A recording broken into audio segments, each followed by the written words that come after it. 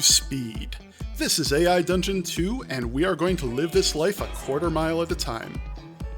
Or something. Alright, I don't actually have the prompt fully fleshed out yet, so it's going to keep saying Ridge Racer every few seconds. I may skip the song, so. Yeah, alright.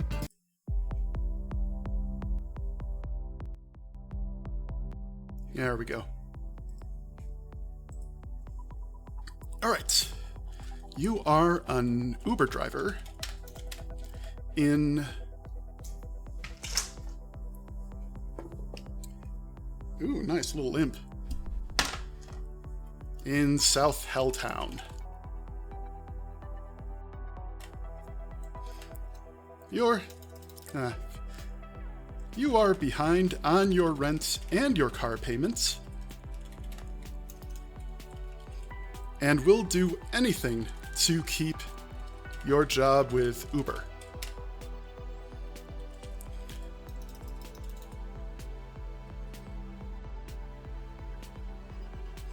You have just received a pickup request and are driving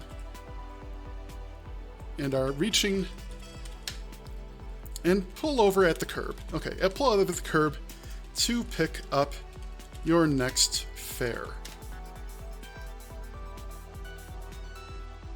Yeah, simple enough. Let's see where it goes with this.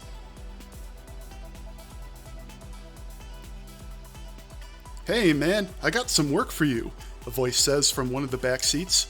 It's a young woman who has her head down looking out the window. What kind of work? You ask as you pull away from the curb. Never pays. You'll listen to anything once.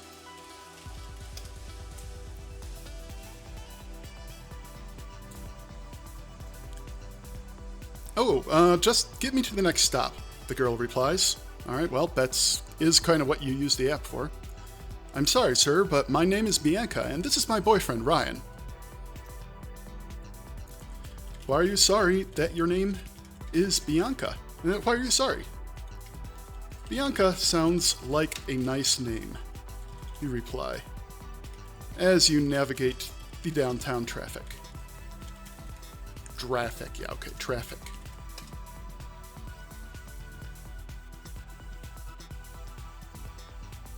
Because it's not my real name, and I'm hiding from the police. She smirks.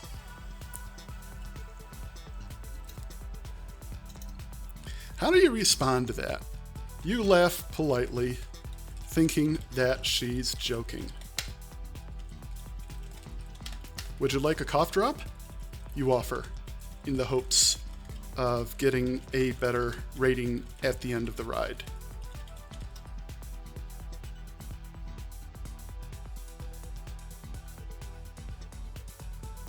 You continue navigating the streets, and you eventually find a spot to pull over so Bianca can get out. Ryan is sitting in the front, so he can't get his door, but Bianca still calls back to him. I'll be watching, Juliet. Watching what? He asks, but you pull away before she can answer. So he's just still in... What? So he's still in the car. Ryan is your second fare, and it's kind of weird that he didn't get out with his girlfriend. But you don't make good tips by asking questions.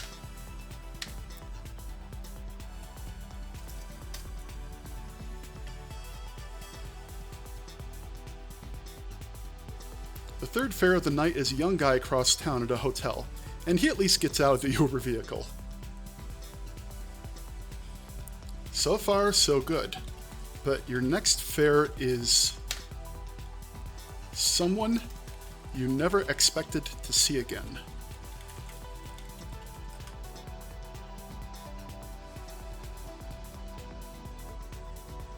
She's standing outside one of the most downtrodden parts of town, dressed in expensive business clothes. As you pull up, she gestures for you to roll down your window. You do so.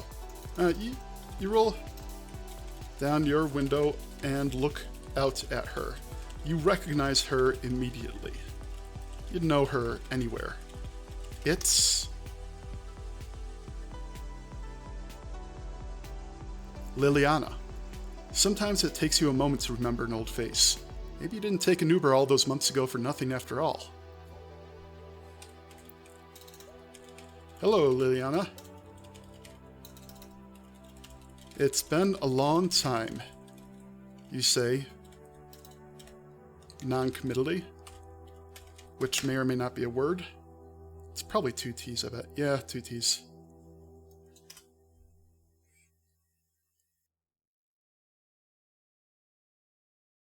What are you doing in South Helltown? Liliana asks fearfully. She glances up and down the dark street. Shouldn't you be at a hotel in the richer part of town? A lot's changed since we broke up, you say. Please get in, and I'll take you wherever you want to go.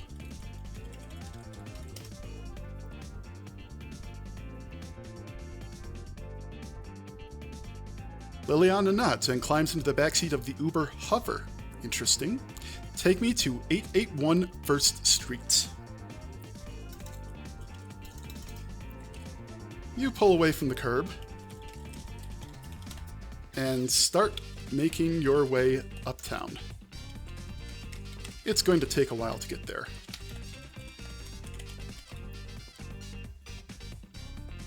It's my turn. What are you doing in South Helltown? Shouldn't you be up at a hotel in the rich part of town? You're the one with all the I don't know, movie contracts? With all the connections in the industry. I'm just going to leave it open-ended.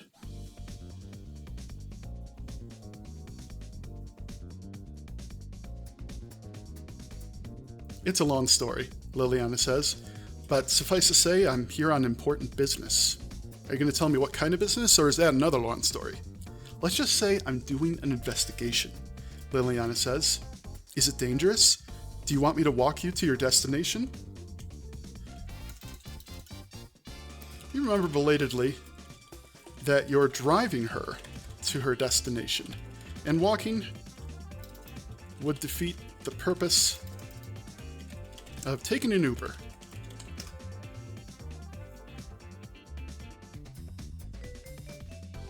It's not dangerous. Just follow me, all right? What the hell is this? You nod and pull up to the next traffic light. You reach your destination long before Liliana does. I'll call for another car. Look, just let me drive you where you're going. You plead. I could really use the money.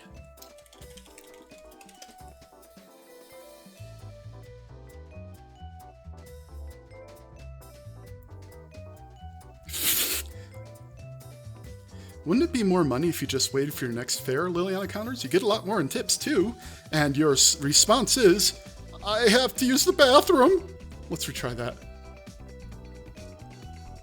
It's not an Uber zone. Please.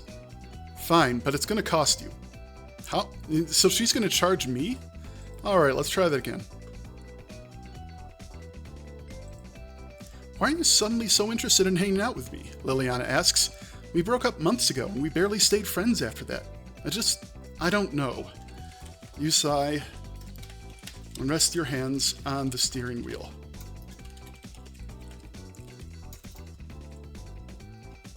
I'm behind on my bills. I'm broke, Liliana. And you're clearly not broke. I'm sorry, but I really just want your money right now.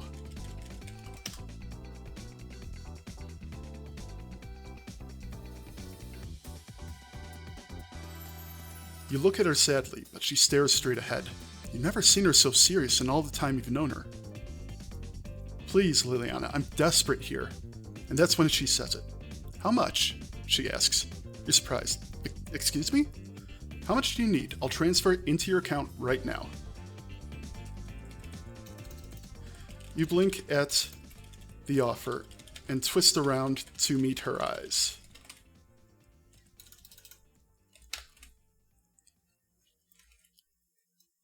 You never would have offered to pay before.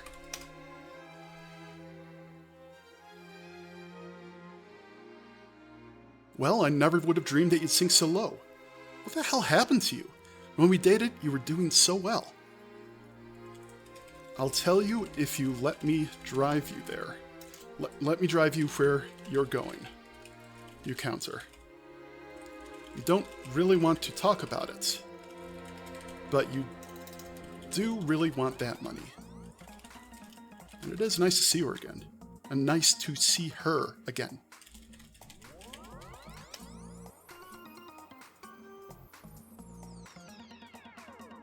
She's just as beautiful as you remember. She stares at you for a long moment, and you can practically see the calculations going on in her head. Fine. How much? 5,000 should do it. You pull away from the curb and wait for her to give you the address of her real destination.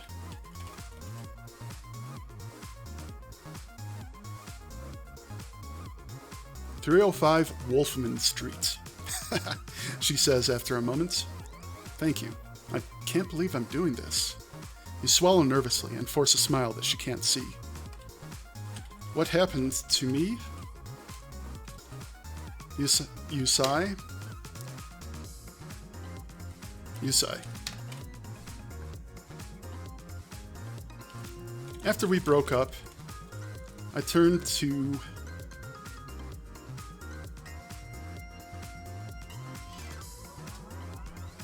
Tell me what I turned to, AI Dungeon." "To who I am." Okay, that's stupid. Give me something better. "I turned to escorting and drugs to cope. I was headed down a dark path, and you were the first stepping stone on that journey."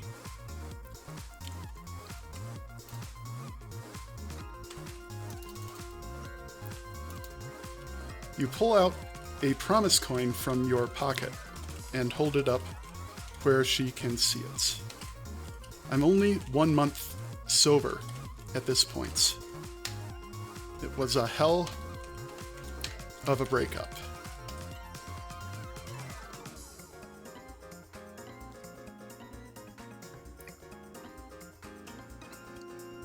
"What's that for?" she asks, pointing at the coin. "It's my promise to stay sober for a month." It's my promise to stay sober for a month. I haven't used any drugs, and I haven't paid for sex since then. What does she say to that? Because that's accurate, and well done, AI Dungeon, for putting together those pieces. She looks out the window and doesn't ask any more questions. You pull into a parking lot and turn off the engine. "You probably think I'm crazy." "It's fine," she says. "Well, what are we doing here anyway?" You ask. "There's nothing at 305 Wolfman Street, but..."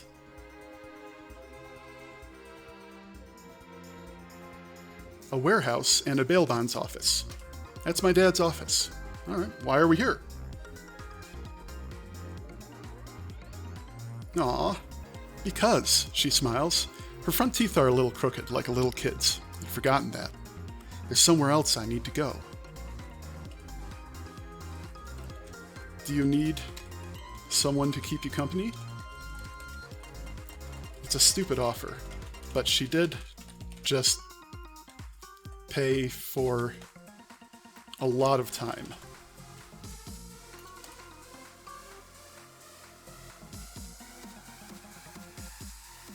She could easily just drive off and leave you stranded. Her smile drops. "Won't your job get mad?" You hold up your phone. You thumb the "no longer taking rides" button and say, "I'm off the clock, as of right now."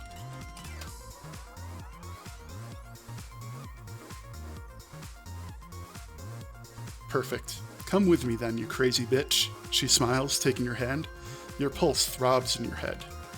You go along with her, gormlessly. You'd follow her anywhere. If you'd only felt that way before, you might not have lost her.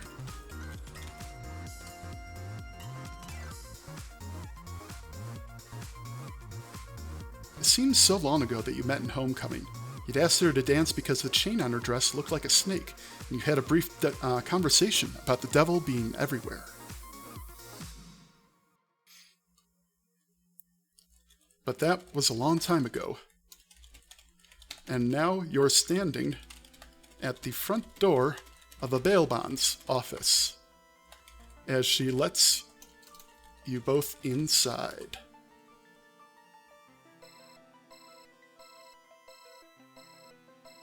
Dad! A stocky older man comes out from the back room. On his face is a scruffy beard and a big grin. Lily, you made it! You awkwardly step inside and close the door behind you.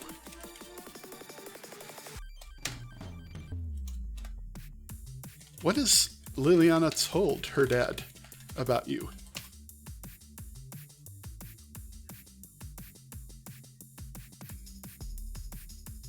Dad, this is... Liliana stops and gapes at you. Did she notice you staring at her with love in your eyes? This is my buddy, Dirk, she finishes lamely. You nod at her dad politely, shuffling your feet. That's me. I'm her buddy.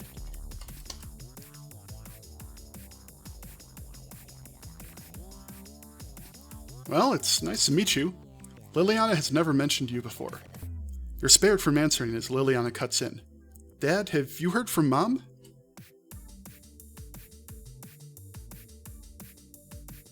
He frowns and shakes his head. I'm sorry, sweetheart. Liliana's face falls even further. She's still missing. Still presumed missing, the police have stopped looking. His voice is flat. Her father sits down at his desk and sighs, rubbing his face with his hands. You look around the bail bonds office. Not sure of what you'll find.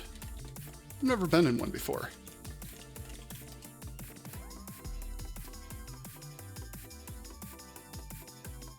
There's a picture of a middle-aged couple on the desk.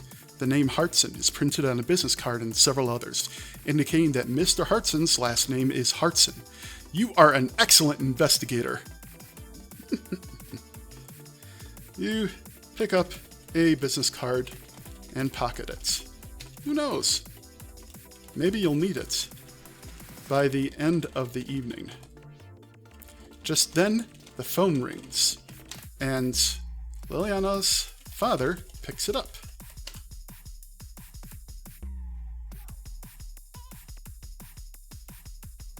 Hartson Bail Bonds, how can I help you? He pauses, and his face goes pale. Yes, sir. Yes, of course, sir. He glances at his daughter and nods shakily. Yes, sir, I understand. He hangs up the phone and addresses his daughter. That was the police, Liliana. They said that your mother has been found. She gasps. Where is she? In a cabin outside Woodside. They said you can come pick her up. Oh, Dad, you don't need to go, says Liliana. I can take Liliana wherever she's going. You offer.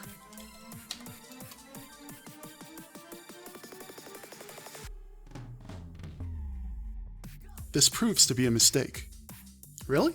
That'd be a great help, he says to you.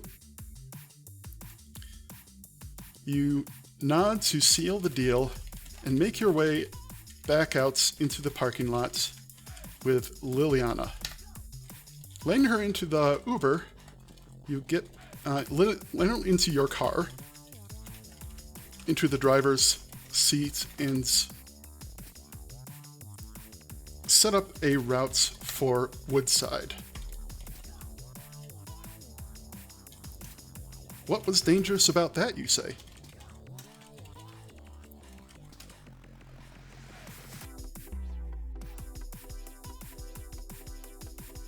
A lot. she answers vaguely. After a pause, she asks you, how come you're acting so weird around me? Every time I ask you a question, you just give one-word answers. You shrug helplessly as you turn at an intersection.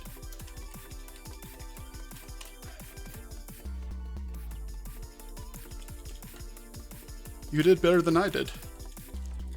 After we broke up. It's embarrassing. Oh, did I misspell that?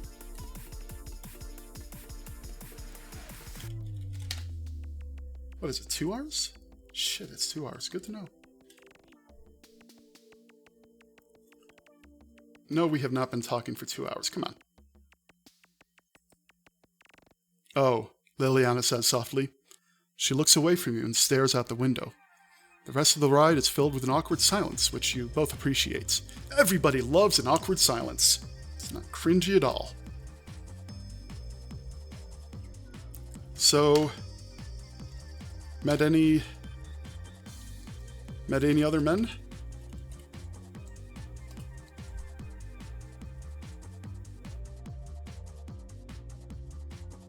You ask her as you drive into the hills. No, she says. Wow, really? I thought for sure that at some point some guy would have swept you off your feet. Doesn't look like it.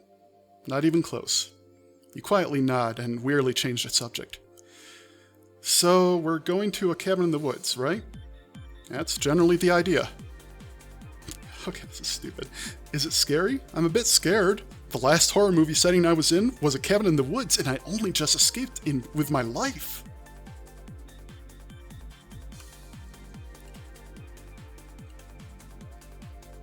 That's what I don't get. Liliana says, you were an actor. How can you possibly fuck up that much? Actors do drugs and hookers all the time. What makes you so special? Oh, shit. Always something. Go away, Mr. Scrollbar. Okay. I don't know. I just don't like seeing people get hurt, I guess. You pull into the cabin's... You know what? That's not an answer. Give me something better. Fuck you. I'm serious.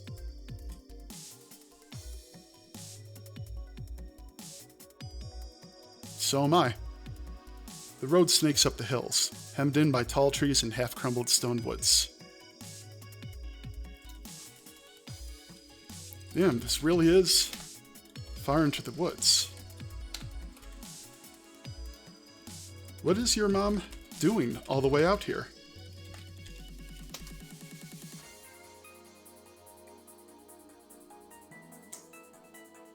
She's writing a book about nature or something, Liliana answers.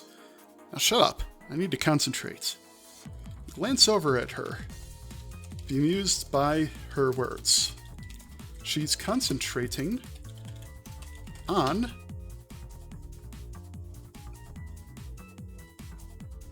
a map, angling it this way and that to try and get the best angle of lightning outside to see.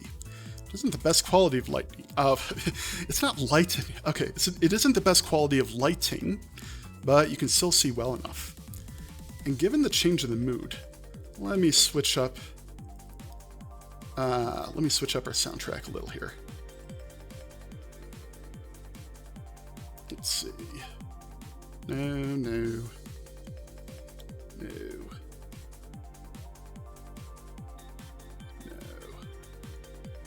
Maybe.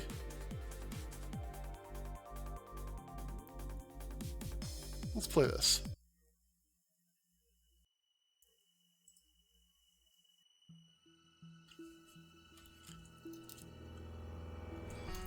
After a while, you realize why she's using a map. Your GPS has stopped working, and you no longer have cell phone service. You've gone way out past the city limits. No wonder it's dangerous. If anything happens, you two are on your own.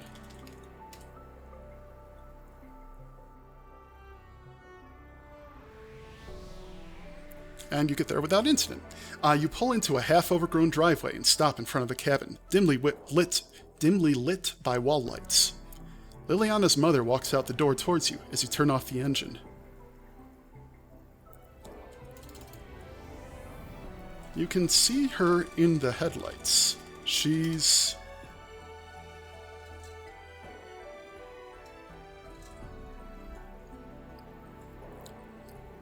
tall and lanky, with long blonde hair that goes down to her waist. She gives you a once-over and, apparently approving your looks, calls over her shoulder, "Honey, this is Zane." Oh shit. Now you know at least one other reason, I should say, why this is dangerous. And his mother is clearly cheating on her father. Unless it's swapping. But either way, it's way over. It's the sort of thing you're not supposed to know about.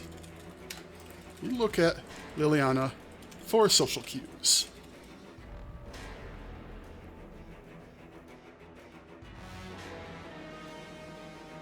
She seems annoyed, but that could be for anything.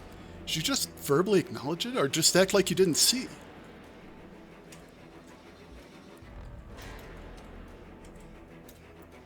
Hello, Mrs. Harton? Hartson? What was it? Where was it? It is Hartson. Hello, Mrs. Hartson. I came to give you a ride home. Does Zane need a ride too? Fucking Zane, man. Fuck you, Zane spits out the window. Liliana snickers. Ignore him. No, he'll be walking home. You guess that Zane owns the place and he already is home. You elect not to answer him and simply get back into the car, letting Mrs. Hartson get into the back beside her daughter. You start the engine.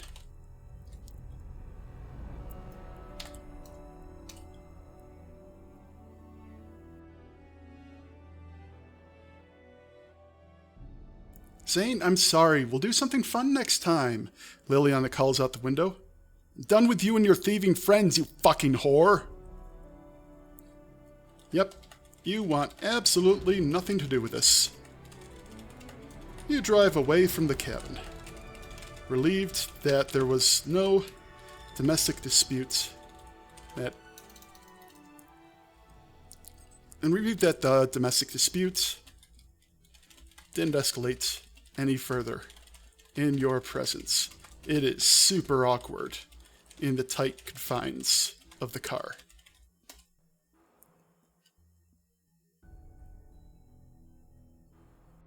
You don't know whether to address Liliana's mother or not. Eventually, you go for subtlety, pretend she isn't there. It doesn't work. So, Liliana's mother says brightly, Who's your boyfriend? Says brightly to Liliana.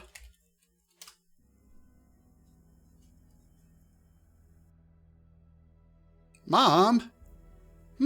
I see, says Mrs. Hartson. You can feel her eyes burning into the side of your face. I'm her Uber ride, you say, which is true enough. She promised me a 5-star rating. I better get it. Too fast. Uber's a cheap company, Liliana grumbles from the back. Yeah, well, they pay the bills, sometimes, if I'm lucky.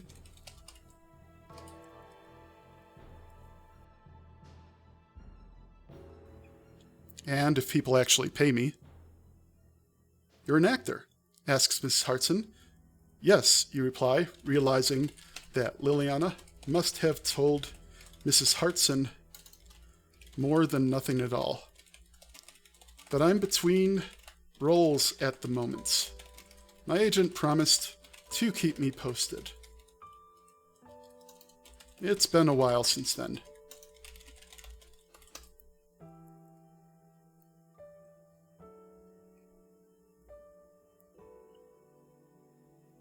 You trail off, knowing that unsolicited agent-related rant is the quickest way to assure yourself of a starring role in Broadway's next hit show. That sounds positive. That sounds like something I would want. Like, rant to your ex-girlfriend's mother, and you're gonna get to be the star on Broadway. Like, that's a fucking fantastic way to make your way up in the world. Here, let's hit on her and see what she says as a response, though. Too bad, says Mrs. Hartson to your surprise. You'd look good on camera. Mom, stop flirting. I'm not flirting. I'm sizing him up. And what size am I? You ask her.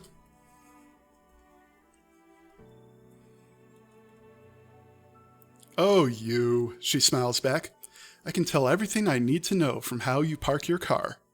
You reflexively glance at the rearview mirror. That's quite a line.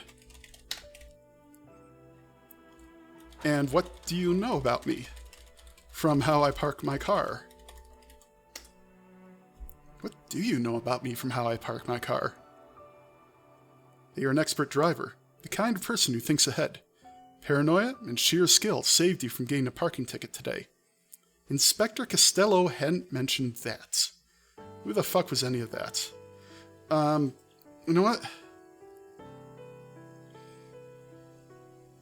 Saved you from... I'm going to keep that and then ask it to do something else.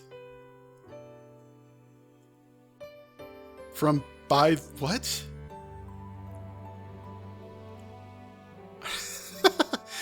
Paranoia and sheer skill saved you from... And you cut in. By the way, I used to step on Legos as a kid. You're an interesting person. She smiles. It's a good line for you. Learn it.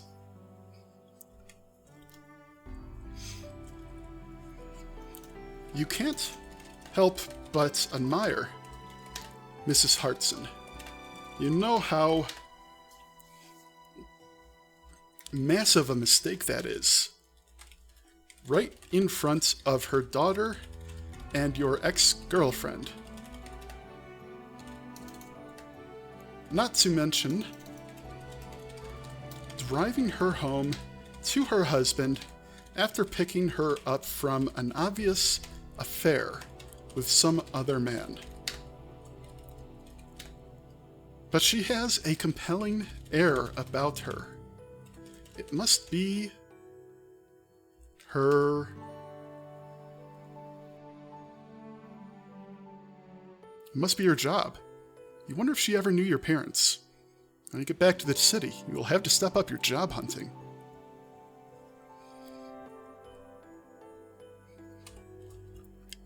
So is the danger over yet? You ask Liliana in an attempt to change the subject. So is the danger over yet? Because, no werewolves, no witches. Do you think the government is still watching you?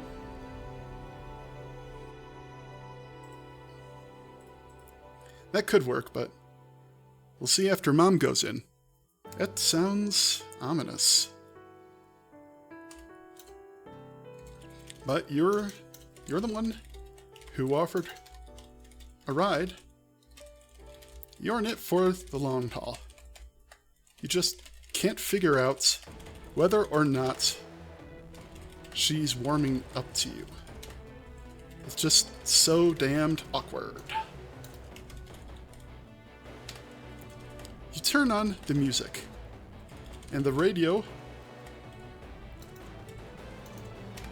Turn on the music to cover the awkward silence. Awkward, awkward, awkward! I'll say that 5 times fast, huh? Awkward, awkward, awkward, awkward, awkward. Alright, you spend the rest of the ride in silence while Liliana and her mom chat quietly in the back. You try not to listen, but you can't help it. Are you eating? No, Mom, I starved to death. Yes, dear. Mom, I know when you're not touching the food I put out for you, Liliana says. So? So, I'm just worried about you. Like, I'm fine, stop asking. Shit. Liliana's mom doesn't just have a gambling problem. She has an eating disorder. On top of everything else? Holy crow. You stumbled into a nest of snakes this time. You try not to listen. You try not to listen, but you can't help it. You clear your throats and focus on the road, hoping to be distracted by something, anything.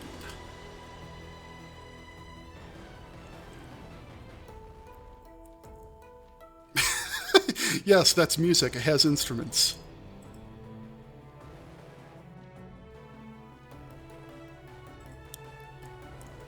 As much fun as that would be, we're not going to the airport.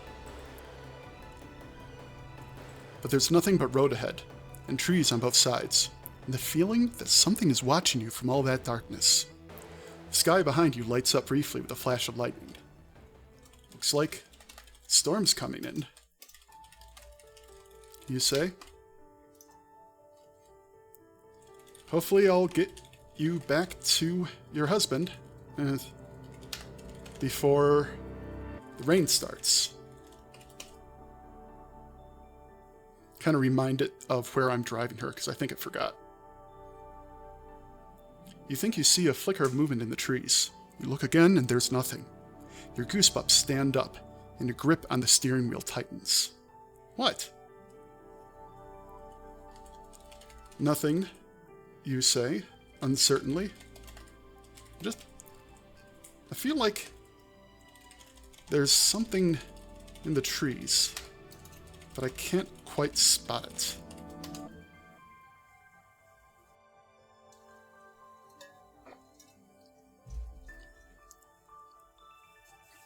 It's probably an animal, Liliana says.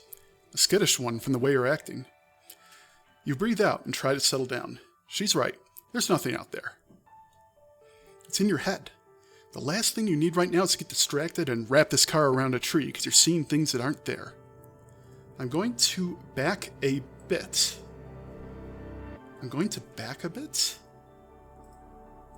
You know what? Let's just get rid of it entirely.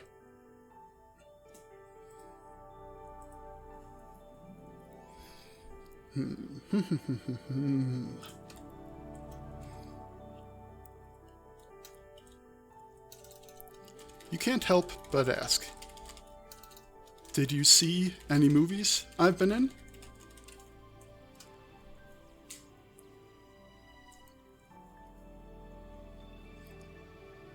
You don't expect her to have, but it's worth a shot. She says, thinking. I've never even heard of those. You sigh. Of course she hasn't. They're kind of indie movies. You sigh. They didn't get a lot of play at the box office. It's not like I got paid a lot, but it was more than nothing.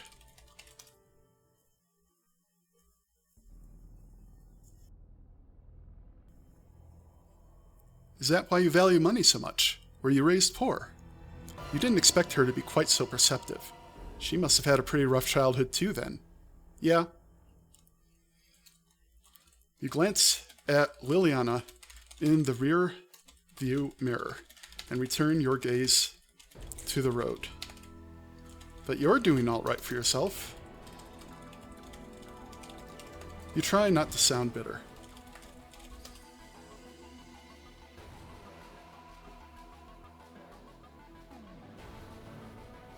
After a few minutes, the trees start to give way, and you find yourself entering the suburbs.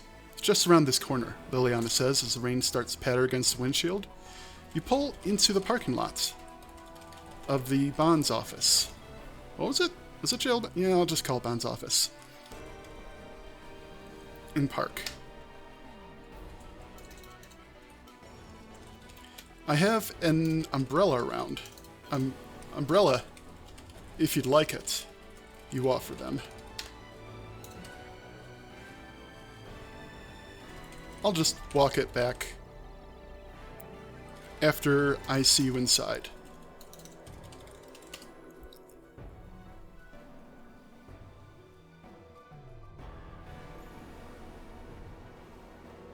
Liliana's mother looks torn.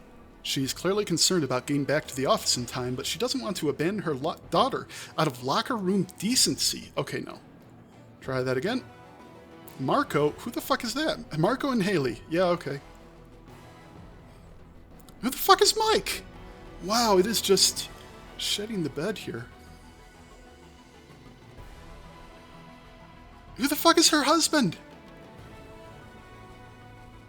Who the fuck is Sebastian?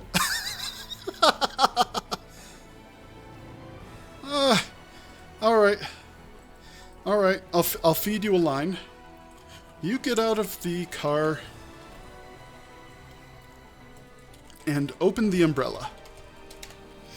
Mrs. Hartson and her daughter Liliana, who are the only people there in the scene, get out, huddling with you under the umbrella as you shuffle up to the front door of the bonds office. There. See, was that so hard? We are the only 3 people there in that scene. Thank you so much, Mrs. Hartson says to you. I don't know what I would have done without you.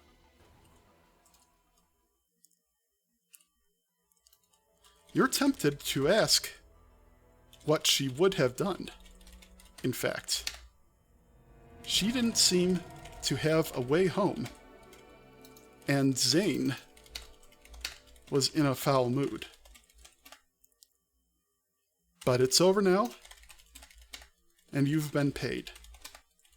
You don't get to ask any more questions. It was a pleasure to meet you, Mrs. Hartson. And it was good to see you again. You add, looking at Liliana with poorly disguised despair.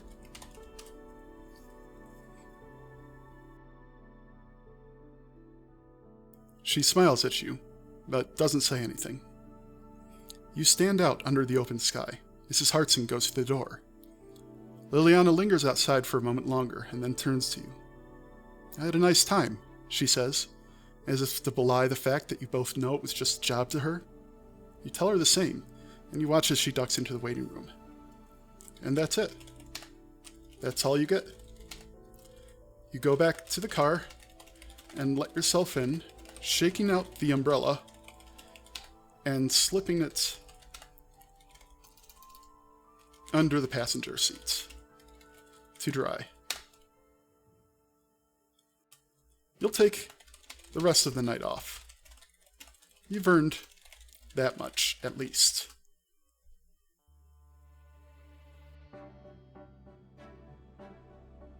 And that's when you'll notice the envelope on your windshield. Someone had left it right on top of the dashboard, as if you'd need to see it as soon as you got in. You blink and pick up the envelope, turning it around and opening it to see what's inside.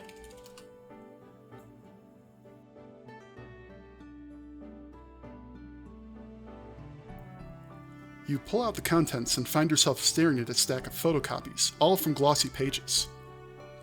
Flipping to the first one, your eyes flicker up and down the page for a few moments. They're copies of... Like, come on. I love it, but you need to pay off. They're copies of high school yearbook pages. The name at the top of this page is misspelled, but it's unmistakable. You check the envelope again, and you find a short letter clipped to the front. It only reads, "Tell no one about this." Page after page you flip through, all with photos of your friends and other students. Most of them spell her name wrong. You lean back in the seat with confusion. Someone really wanted you to see that everyone used to spell Liliana's name as Liliana? Like, I don't know how else you could spell that. That's correct, isn't it? Liliana? Lilina? Lalelulilo? Everyone knows it's a dangerous mission. Leona. As Leona. Liliana? No, okay, Leona is close enough, and I think it's probably as close as I'm going to get with that name.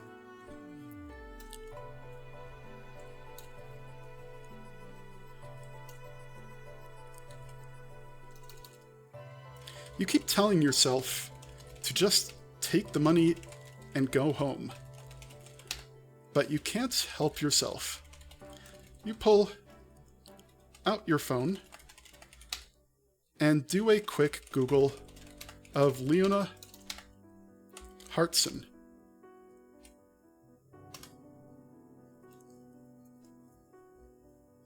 Or a background check. Everything makes a lot more sense now. From what you can gather from Wikipedia and a couple of old news articles, Mr. and Mrs. Hartson owned the bonds office you had her rescued from. You knew that! That's not news. Give me something that is news.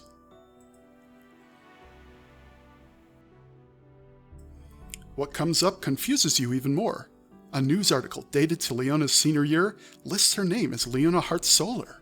That can't be right, can it? You do a background check on Leona Hart Solar and uncover something truly unexpected.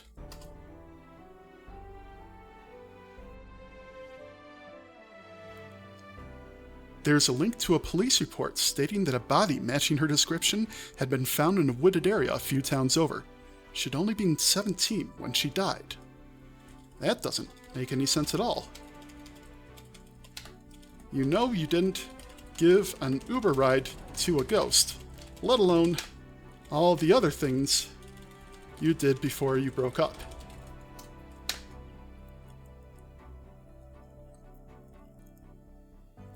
It's against all the rules of Uber, but you do have her phone number from when you picked her up. You text her. You text Liliana. Who is Leona Hart Solar?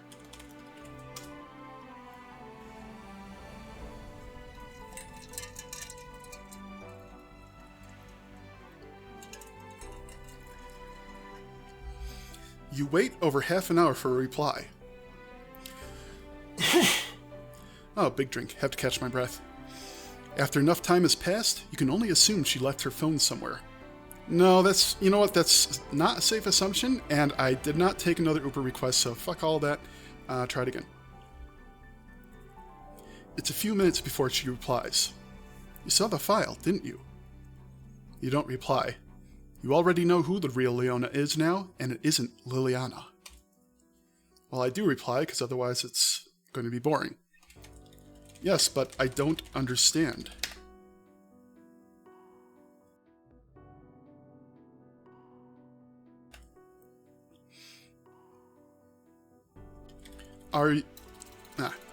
Is your name Liliana or Leona?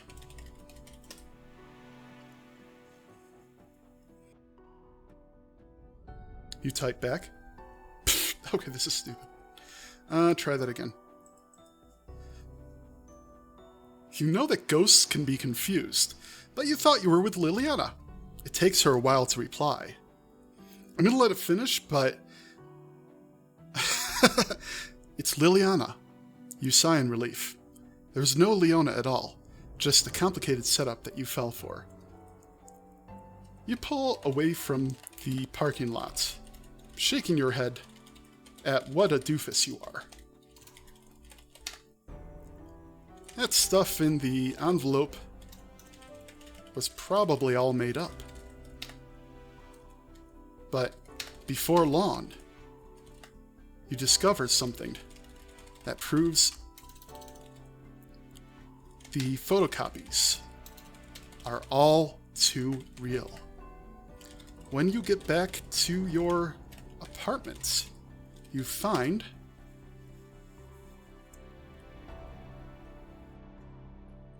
three cop cars in the parking lot and two officers waiting for you. You can already guess what this is about. You park and obediently walk up to the officers, identifying yourself and showing your license on request.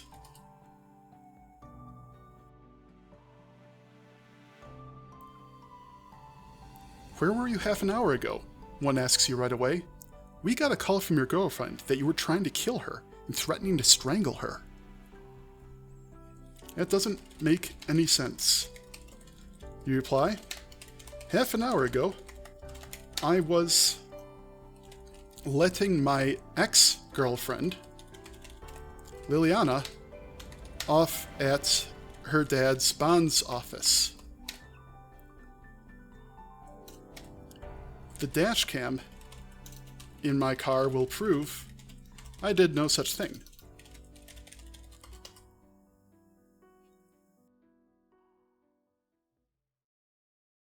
You say you were... Okay. Nope. Did not pick her up at school. The two cops look at each other. I'm sorry, but we have to take you in for questioning. It doesn't take long for you to be officially identified as a suspect. The crime... Dun, dun, dun. 3 days ago, an unidentified man had broken into the house of a 17-year-old girl called Leona Hart-Solar. Her father returned just in time to scare the man away, but not before the man had taken his daughter into the basement of their house. So that's not really in time, is it? There he had brutally stabbed her to death and made enough of a mess that it took the police 2 days to identify what had happened.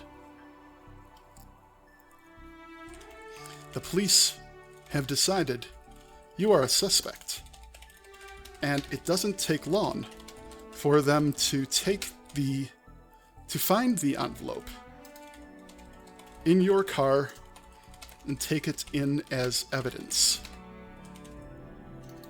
The prosecution is pointing the finger at you and claiming it was done out of a mad act of passion after the breakup with Liliana.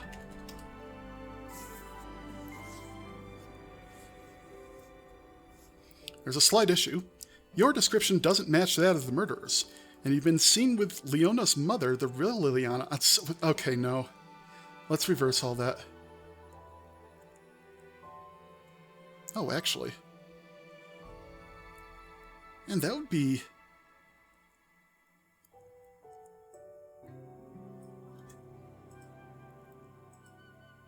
That would be interesting.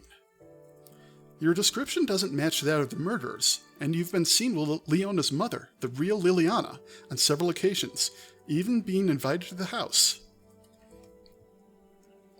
That was when you were dating, of course, and before you broke up. You had no idea that Leona had a daughter.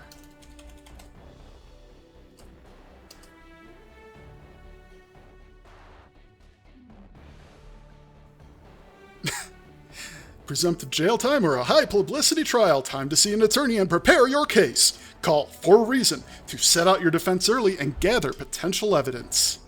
The fuck? Alright, let's try that again. The police should be able to sew everything up pretty quickly, and then you'll be free. After that, looks like the best thing to do is lay low. But that's not in the cards. The next day, after you're released from custody, Mrs. Hartson calls for a ride. She promises to pay way more than what Uber would, as long as you keep it off the books.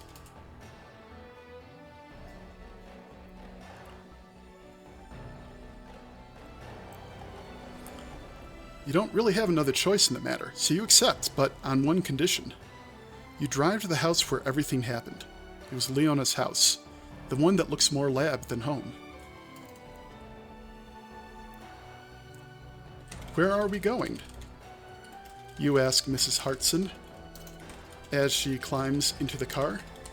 Where are you going? Not we. Not yet.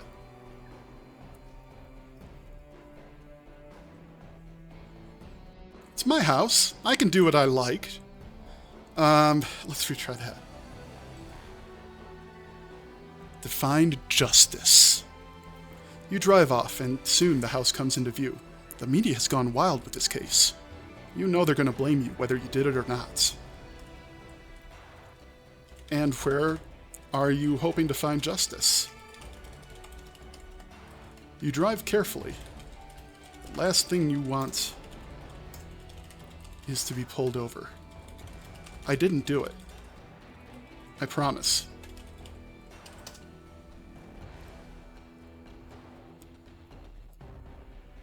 You didn't what? It's quiet for an awkwardly long time. You have no idea that she would be so upset she would forget what you're even talking about. Okay. Half of that I like. I like that. You know what? Let's do this. But then, that's not how it works. Let's try that again.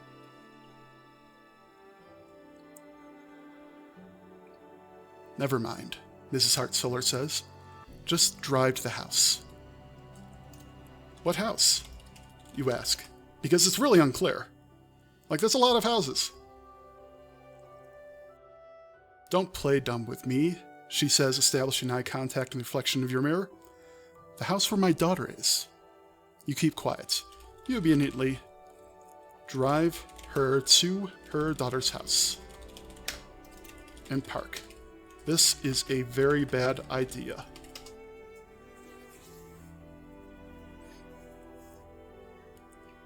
How do you know? You haven't even seen the crime scene yet. Open the glove box.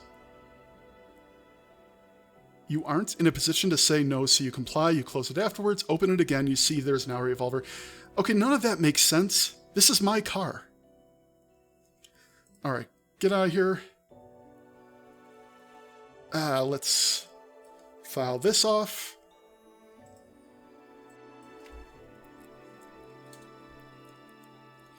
You reluctantly get out and approach the house with Mrs. Hartson, Liliana's house.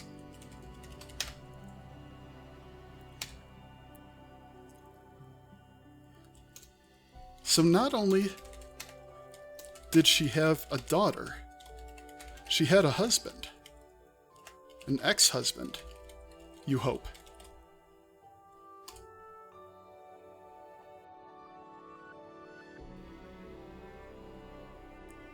You recognize his face from newspaper articles and detest him already. I don't have a key to the place, you say to Mrs. Hartson. Not anymore.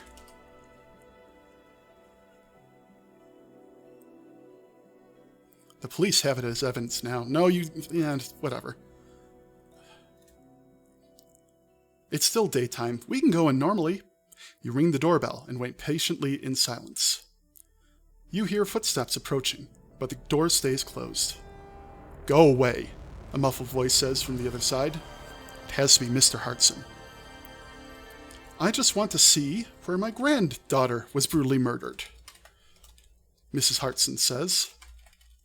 Okay, it has to be Liliana's husband.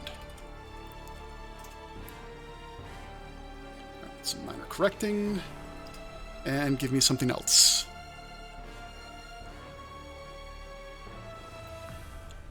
Go away, or I call the police. You can't stop me from coming in anyway. You hear her mutter to you. Watch and learn.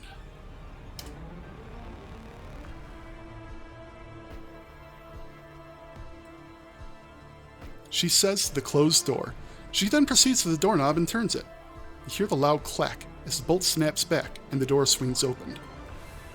Okay. You know what? Just try that again. She puts her foot against the door and pushes it open, knocking the man aside. You stumble in after her, shocked at the sudden escalation.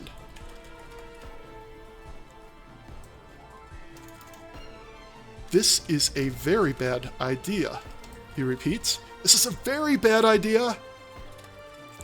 It's only getting worse. Mrs. Hartson will not be deterred. She insists on seeing the crime scene where Leona, what was it, Heart Solar? Heart Solar was murdered.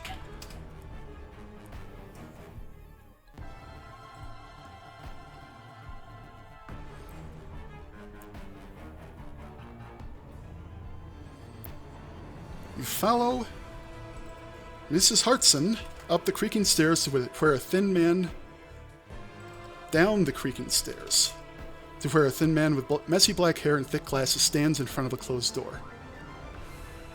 Leo, I already told you I'm sorry. And this is clearly Leo. I don't know why she's saying that, but I'm going to let it go.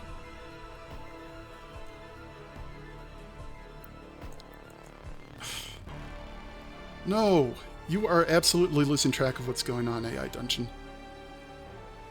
He says repeatedly. You don't get it, do you? She seethes. My granddaughter is dead.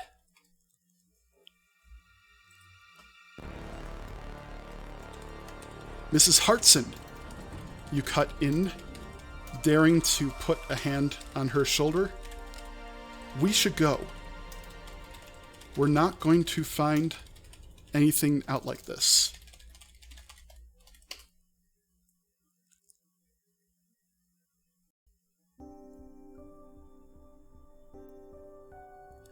Not without a warrant, at least, Mr. Bartlow, Leo Bartlow, adds from his place in front of the closed door. What kind of monster are you? Mrs. Hartson demands of her daughter's husband. You've gathered by now that Mrs. Hartson is very distraught. You pull her upstairs and outside the house.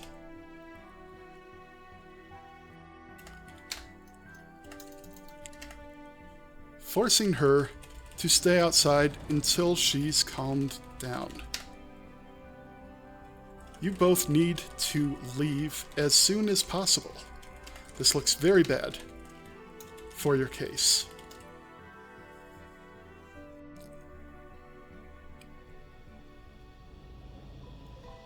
You drive Mrs. Hartson home, apologizing the entire time.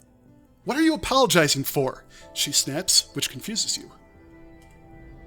For your loss? You say, guardedly.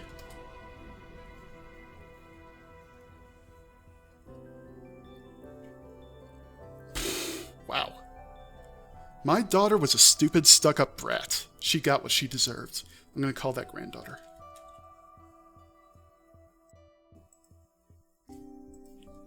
You wince at her cruel words. You're not sure what phase of grief this is, but you hope it passes quickly.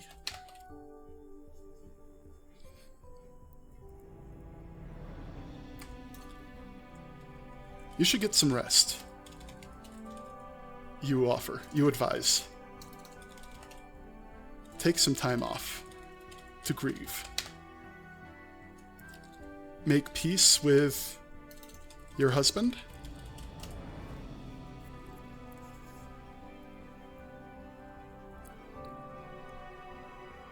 You pull into her house's driveway and put the car in park. Don't bother coming in. I need to be alone right now, she mutters, clicking open the door.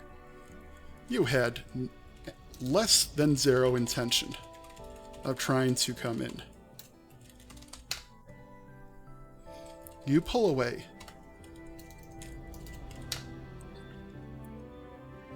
pull away and drive back home, praying that nobody saw you at the crime scene. Praying that Leo Bartlow won't report the intrusion to the cops. So Leo Bartlow, Leona Hartsolar, and Liliana Hartson. There's a lot of names just throwing around. It's the last thing you need right now. If only you had found that magical off switch, you think to yourself. You've never felt more drained after talking to someone. You can put most of this picture together. You don't know who murdered Leona, of course.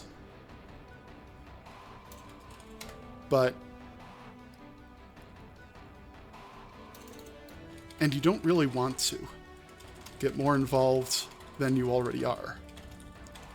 But who put that envelope in your car?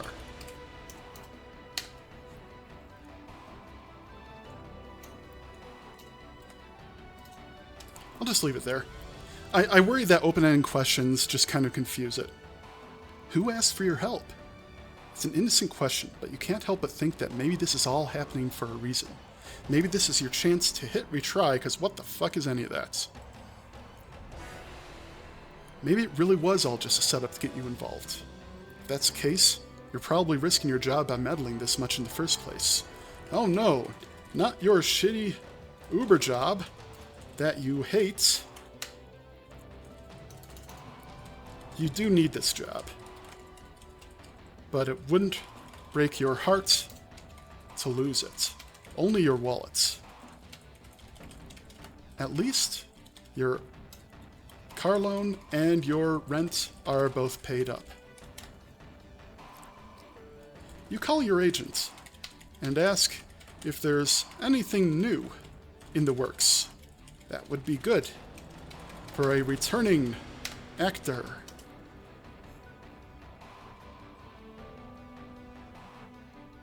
She says no, but you should keep checking back with her every now and then. That's what you were hoping to hear. Tears roll down your cheeks. Your hopeful reverie is interrupted by when your door crashes in. On the other side is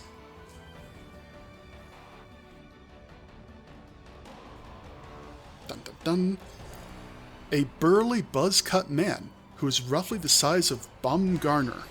He wears a brown jumpsuit and his face is twisted in a sneer. You ruined my home! Baumgartner? Am I supposed to know what that is? Like, roughly the size of Sweden. Hold on. Baumgartner is... ...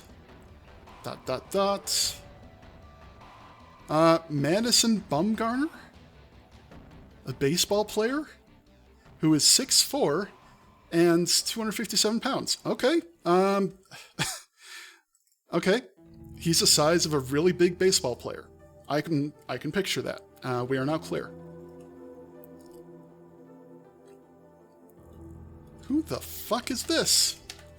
You grab a cast iron pan from your kitchen to defend yourself as he comes after you.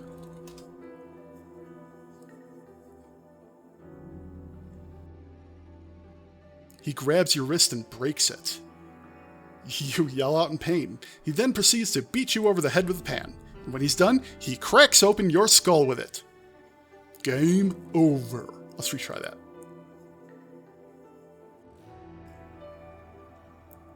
You try to land a hit, but he catches your wrist. He twists it so hard, your fingers are forced open and the pan drops to the floor. His other hand comes down hard on your wrist. You grunt in pain as you're disarmed and twist around, trying to get free. Who the hell are you? I didn't ruin shit. I didn't ruin shit yet. You made my wife emotional. She lost a baby, and some would say you were responsible. Okay. I'm just going to retry. Do something better. You ruined everything. Well, that's vague enough to be potentially true. He grits his teeth as he tightens his grip. You bite down on your lip as tears well up in your eyes. You kick his shin.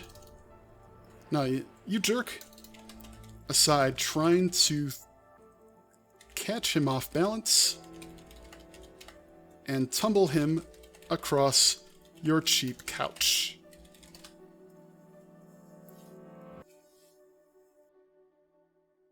Instead, he pulls you along with him as he loses balance, and the two of you fall onto it. You struggle to get free. But he's taller than you, bigger than you, and more pissed off than you. Which isn't fair. You're the one being assaulted. You should be very pissed off right now. Instead, you struggle to get free under the big man's weights.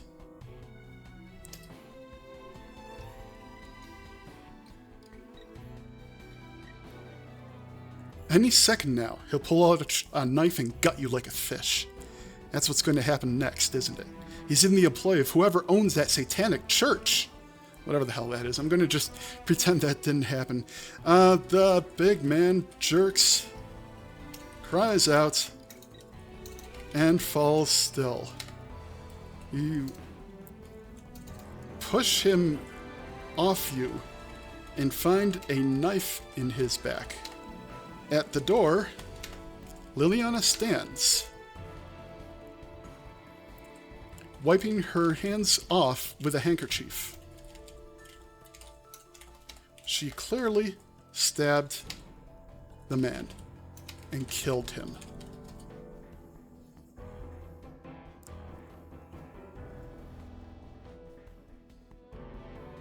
And nothing happened? What? It's not AI doesn't know what to do. It was blank. Try it again. That's nothing. Try it again.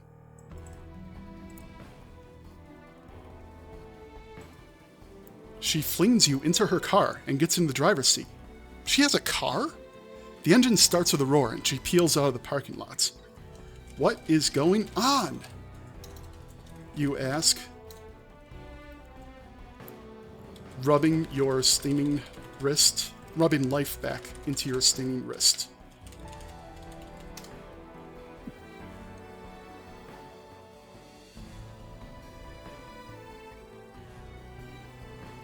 Shut up and let me drive. She drives several blocks away from the apartment and parks in a parking lot. You turn to face her, dumbfounded.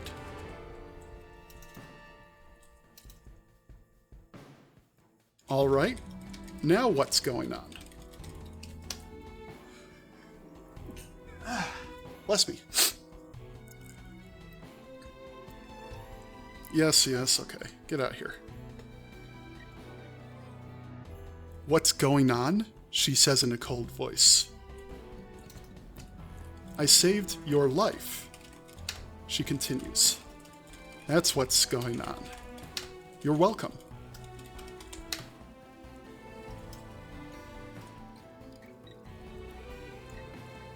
I told you this was dangerous.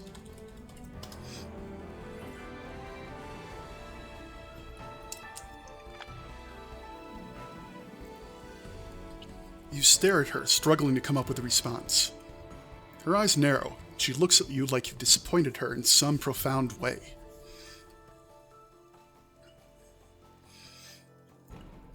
Who killed Leona Hart Solar? You ask. Because whoever it was is influential enough to have you framed and powerful enough to try to have you killed.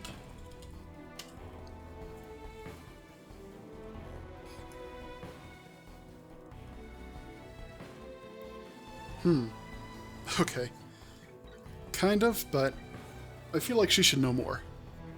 I don't know. She shakes her head. Well, clearly she doesn't know more. Her look that of disappointment. But we should find out. Before I get thrown in jail. You complete? Or murdered?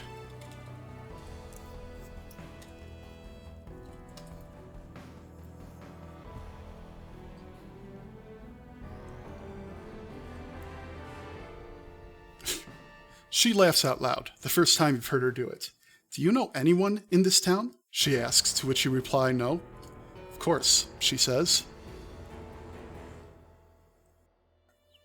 Taking out her cell phone. I have this. She places a call and turns on the radio. A talk show is on, filling the car with a loud voice of an obnoxious radio host. Why are we listening to this? To this shit, you say.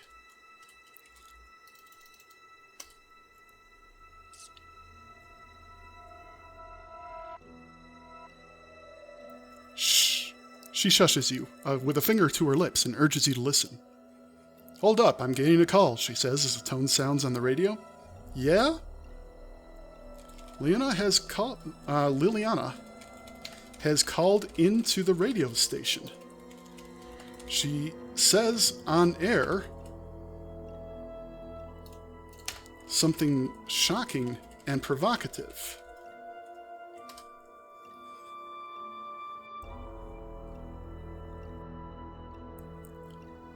She accuses former mayor and retired businessman Frank Hare of ordering the hits on you.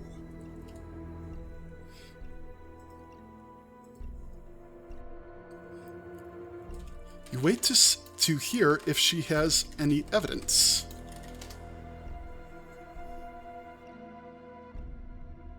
Give me your evidence on D.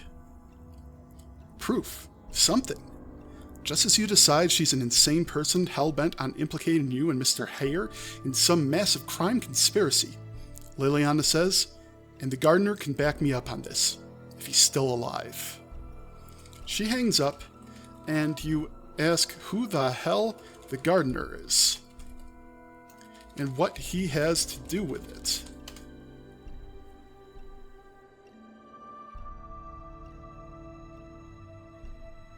Okay, no. He's my informant. His name is Ludvico, but he goes by Louis. He always calls the station with wild stories about this or that VIP of the town. So far, they've all been right. Then we should go talk to Ludvico right away. To Louis right away.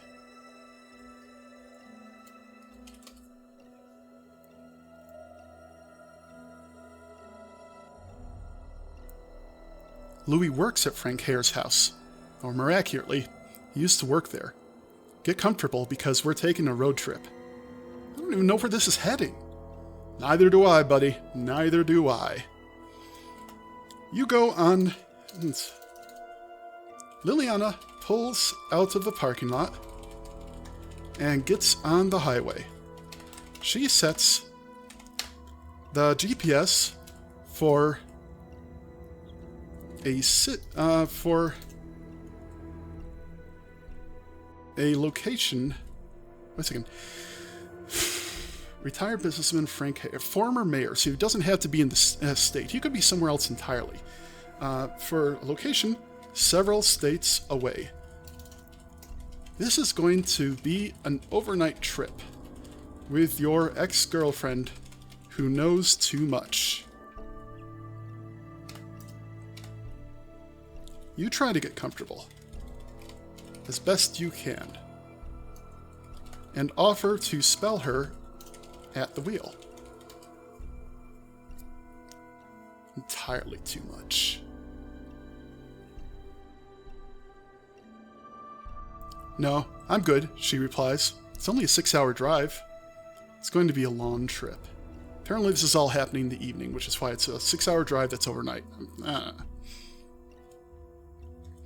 You pull over around midnight to fill up the tank. You can't help but admire how your ex-girlfriend, how Liliana, let's do that, looks in the Cintiq lights. Lights of the gas station. You never stopped loving her, and you certainly didn't stop wanting her. But after everything that's happened, it feels like she's much further away than you had even expected. So, you had a daughter.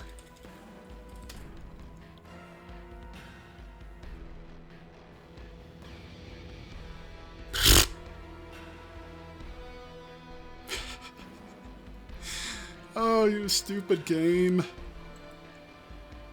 No! We know she's not alive. No, that's also not... Okay. So I'm told, she replies, not even looking at you. That is a good line. I'm going to do that. Why didn't you tell me about her? It's not like I would have walked away because you had a daughter.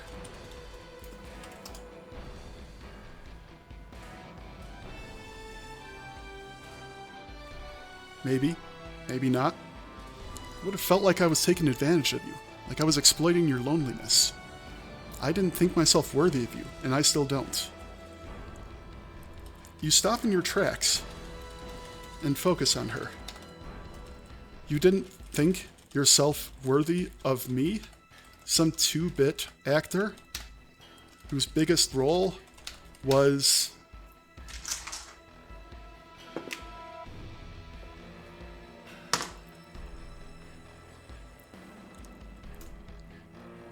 being a cheerleader, being a high school coach. Being a high school coach. Yeah, sure, why not?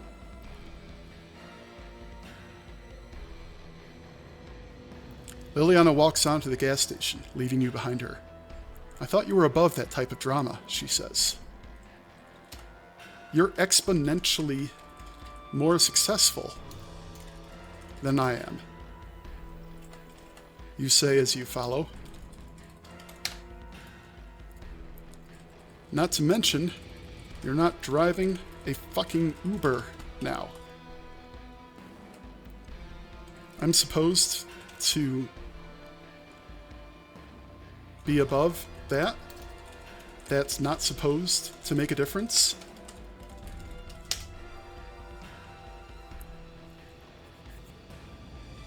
I don't think we've established what she even does. Like, I tried to lead it in that direction a few times, but I didn't say it shouldn't, but, well, yeah, it's not a good example.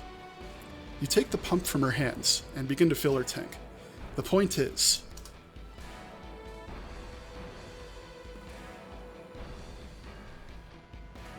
she says, I should have told you that I have a daughter, and my life is fairly complicated at the moment. That's what I'm saying. I'm sorry about her. You say after a while. I would have liked to know her. I bet you were a good mom.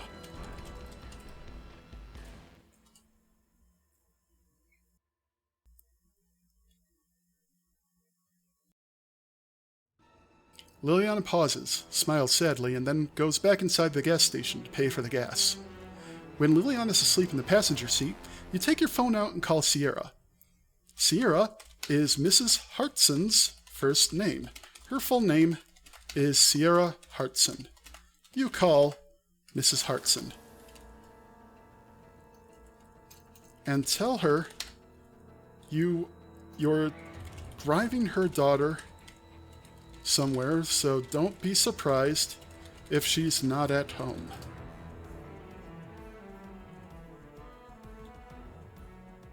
She tells you to be careful and that she loves you. Okay. You know what? Let's just try that again. And where exactly are you driving her to? Mrs. Hartson asks. It's not far, you reply. There's a pause on the line. Fine, she says. And that's all there is. You drive on into the wee hours of the morning and arrive at the gated residences that includes Frank Hayer, I think? Hayer? Yeah. It includes former mayor and retired businessman Frank Hayer's house. You park and gently shake Liliana awake. We're here.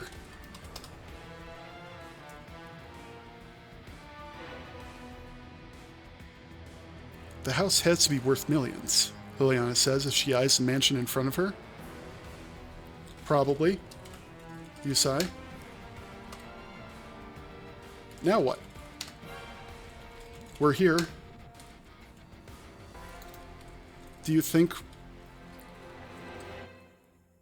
Wait. We were going to see the gardener.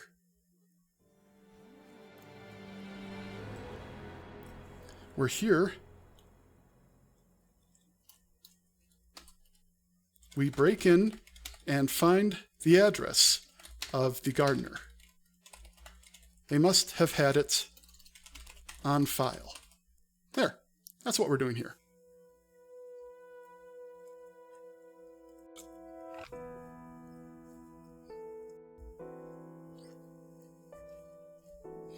This next employee, let me try this again. No.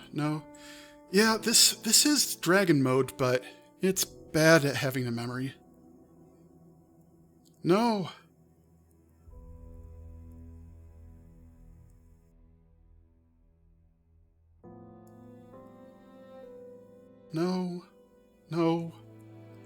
This has just gone on too long?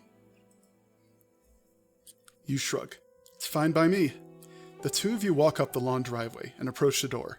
Liliana stands to the left as you go to the right and inspect the door. The door is locked. Not surprisingly. This place does have security.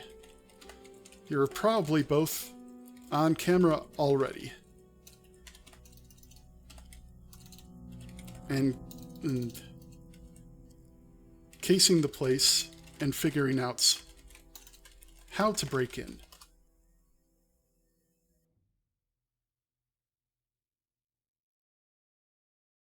Well, might as well get on with it. You step back a few paces, run forward, and kick in the door.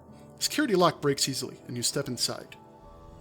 You shrug as you both enter. If he's having me framed for murder, adding a little breaking and entering isn't going to hurt much more. Also, you're still kind of annoyed about the attempted assassination thing. You go down the corridor, the hall, looking for an office of some kind.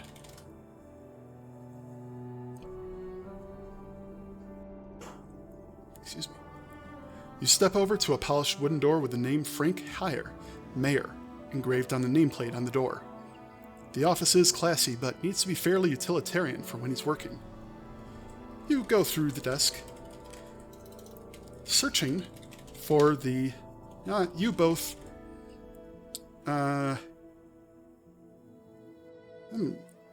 You both rummage the office. There we go.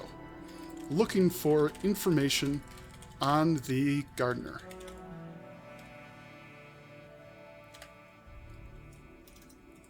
You don't just find the gardener's address. You find the bloody kitchen knife. Oh, Hayer's home address and the phone number, as well as his wife's name. Wouldn't that be public record? Also assorted information on how much he paid for this house and how many toilets there are. We have everything we need. You run for it before the police can arrive. The gardener's address isn't too far. It is pretty far away. In a rougher part of town where blue-collar workers live. It'll take another few hours to drive there.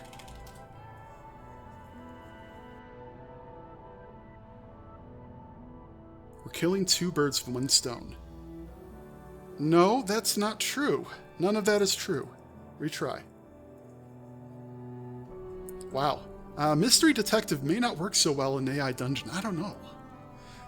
It's like maybe I should be like leveraging the remember function more if I want to do something like that. Nope, not doing that.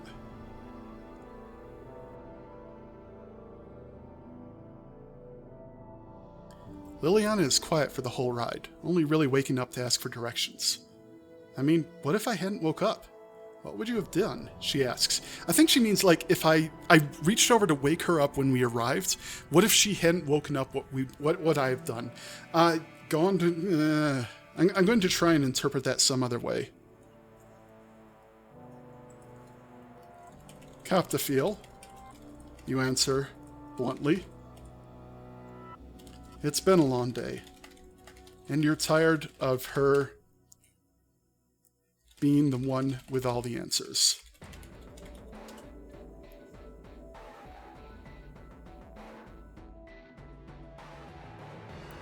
She gives you a sideway glance, annoyed. The two of you don't talk much for the rest of the trip until you finally arrive. You head up to the gardener's front door and knock.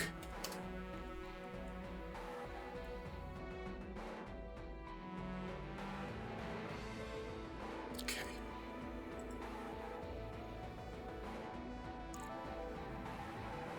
Okay.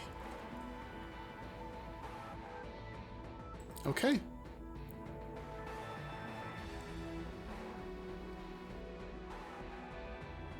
Okay. Okay. Nothing happens, so you knock again. Footsteps approach from the inside, and a gruff-looking man in his 40s answers the door. He glares at you. What the fuck do you want?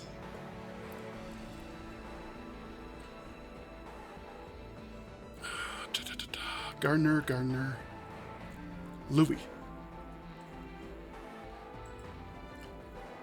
Are you Louis? The informant on the radio? We want to talk to you about Frank Hayer and Leona Hart Solar. There we go.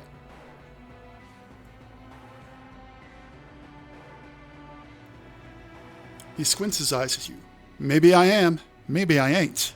What difference does it make? You a cop? No, we're working independently, but we want to find out the truth. Wow, you've hatched a crazy fucking plan, kid. He calls you kid, even though he's only about 5 or 6 older than you. I'm being framed for Leona's murder. You tell him. I don't have a lot of choice. If I don't clear my name, I go to jail. And if I find the murderer, well, this is Leona's mother, Liliana.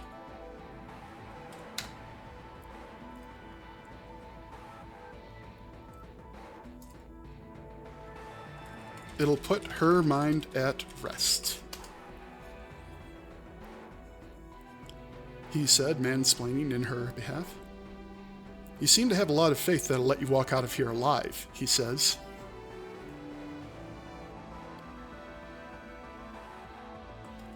Well, yeah. I don't really think you'll kill me. Is that what you're planning on doing? You say tiredly. get in line.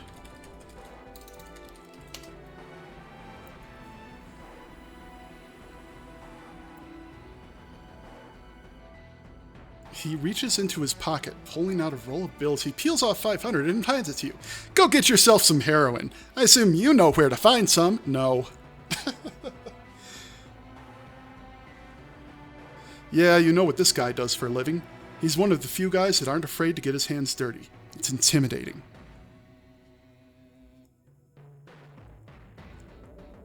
So, do you want to help us or not? He's quiet for a moment. Yeah, I'll tell you what I know. This ain't free, kid. What do you want for it? What do you want?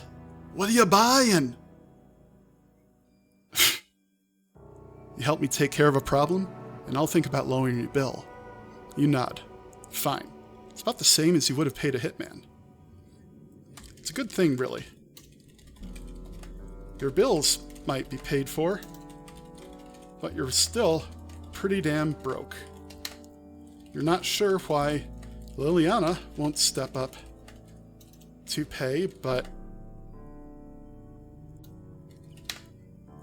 you're tired of caring about it. What's your problem? What do you need me to do? You ask.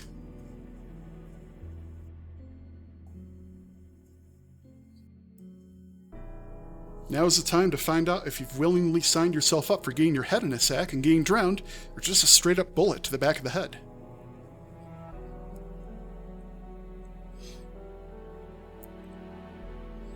The guy pulls out his wallet and unclips a photo. This is my daughter. I haven't seen her in years, and I'm not about to let the fucking government take custody of her. Okay, and what can I do about it? I may have to refresh that, because that sounds like a very... Okay. The gruff man waves you in silence as he unfolds a newspaper clipping. The government is social services, and the case involves a very young-looking girl that you're guessing is his daughter. You read the headline out loud. Local children subjected to child abuse. You scan through it and wince. Unthinkable things happen to this poor girl. The social worker in charge of investigating is named Linda. She's the only one involved that hasn't taken a bribe. I have to convince her that I'm not a child abuser. You learn, I think I'll just need to cue it here. You learn that he believes you can get evidence of his innocence from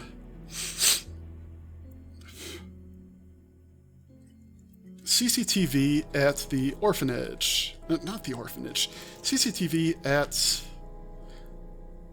from CCTV at... What? This apartment complex. But they won't let him have it. You have to break in and steal the footage. Yeah, that's doable. You know, that's within means. For all you know, the guy could be putting you in extreme danger if he's actually involved. But he's got a daughter that was going through this, so you can't just leave her there. I'm going to be back in a moment. My knees are killing me, and I need to get a solution. Don't get old, guys. It's not worth it.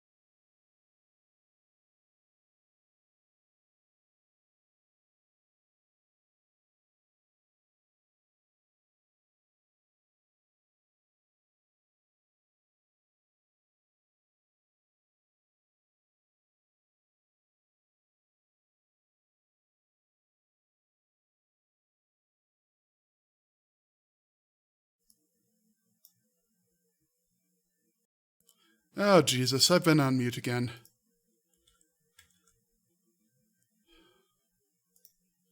How much did I lose? Well, that's how I learned. I didn't think I muted it on the voice meter. When did that happen? Making me think I'm taking the crazy pills here. All right, I'm gonna do a fairy story. A fairy story is happy, and I can give it a happy soundtrack. No. More happy than that. That's pretty good.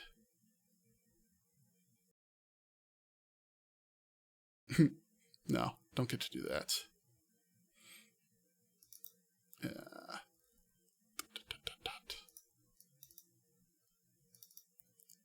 I don't know what fairy music would be like.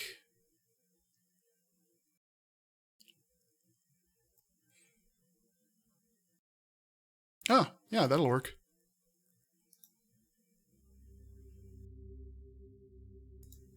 Alright, what is my character's name anyway? Let's start with that. Give me this. I get... looks like an ocelot in a cave.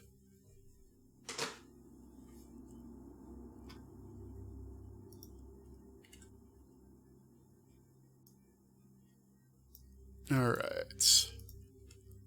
Yeah, fuck it. Ocelot. Ocelot the fairy.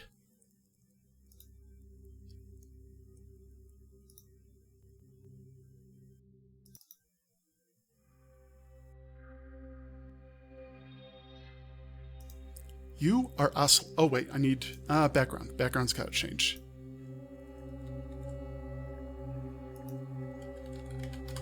Fairy background. Images.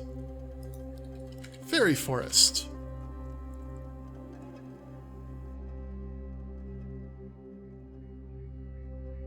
And that's a little on the nose, but...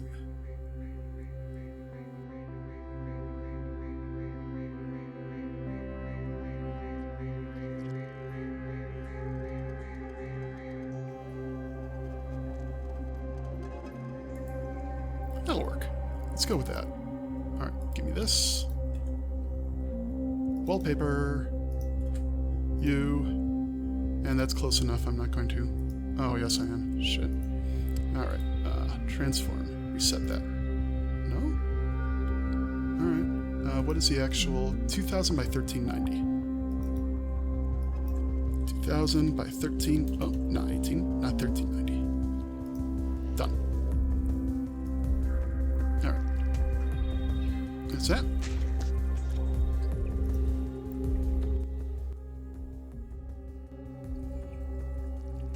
Here we go. You are Ocelot, a fairy living in the kingdom of Larian. You live in a fairy realm hidden under a grassy hill near the castle. Your skin is a light tinge of blue, your wings sparkle in the sunlight. You are very small and good at hiding. You are fascinated by humans and you love to watch them from their flowers where you blend in. While you are hiding, suddenly you see something that almost chills you to the core. A fairy captured and caged under a glass jar. You've never seen a fairy in such a state. You fly up to the glass jar and try to break it. You can cast fairy magic at the glass.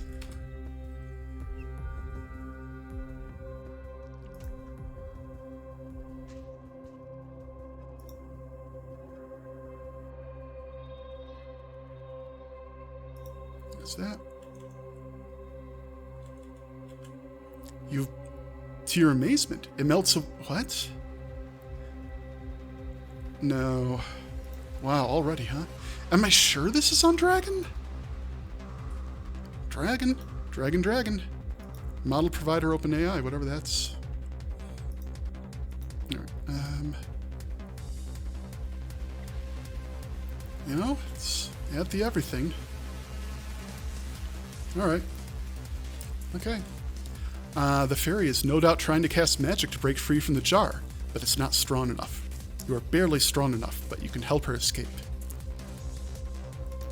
You cast summon rock above the glass, so it falls and breaks the glass.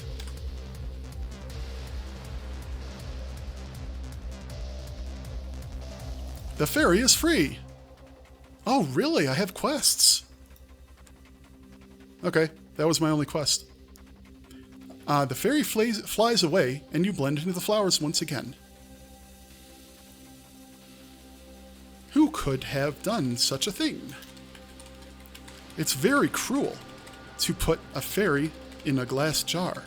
You resolve to find who put the fairy in the glass jar and bring them to justice, by which you mean curse them with fairy magic.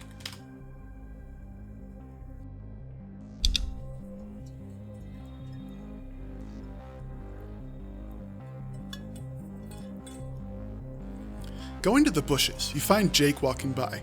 He's a human that wanders around the crops. He always gets lost and never remembers where he's going. Now I'm paranoid about the mixing. Okay, it's not on mute. When I speak, the meter goes up. Everything seems fine. Alright. He always gets lost, never remembers where he's going. It couldn't have been Jake, could it? You stalk him for a while to see what he's doing.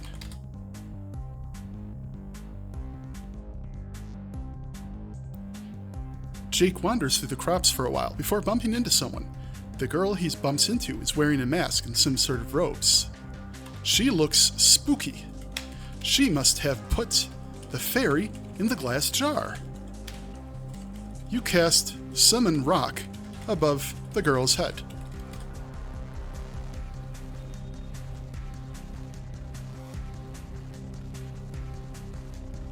It falls and hits her head, but it seems like she didn't even notice. "Hello, Jake," she says. "Hello, Tina," replies Jake nervously. You frown at the results of your spell. Okay, it's not a very big rock, but you tried your hardest. You resolve even more to bring fairy justice to this interloper. And cast Summon... Oh, I was tempted to do like Summon Cancer, but...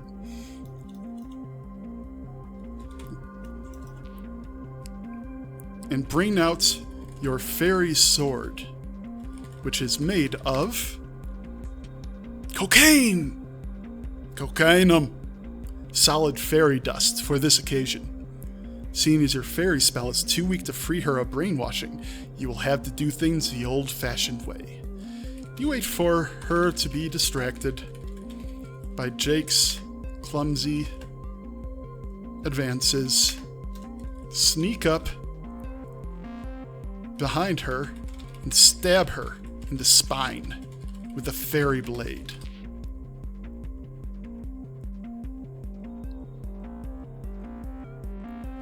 You really think your sword should just go straight through her, but instead, it just bends. What a letdown.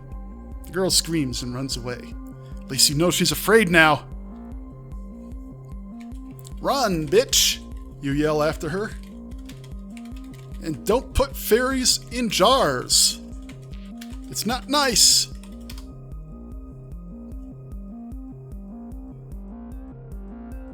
You chase her, but you feel like flying right now. "I heard you the first time!" you yell back after walking a bit, whatever that means. You fly in circles for a while, doing all sorts of barrel rolls and aileron rolls. Knowing the difference could save your life.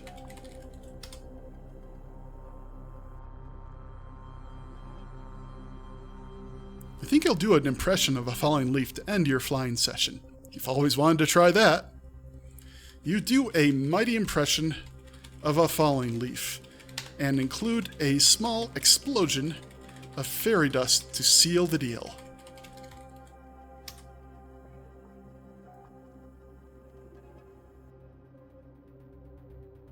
quite a sight. You've seen many leaves, but never one quite like you. You woke up after that. You had a strange dream. An exciting dream. A dream about...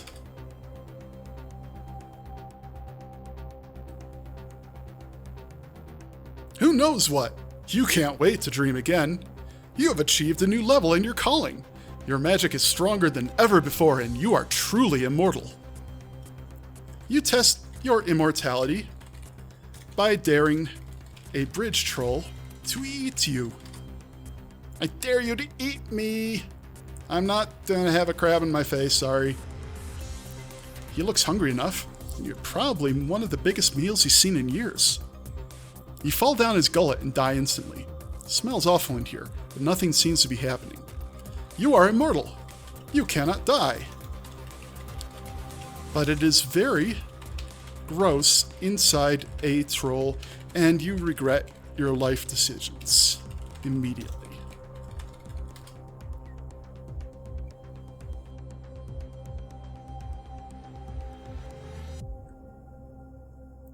Just as you are about to become troll shit, you come back to life.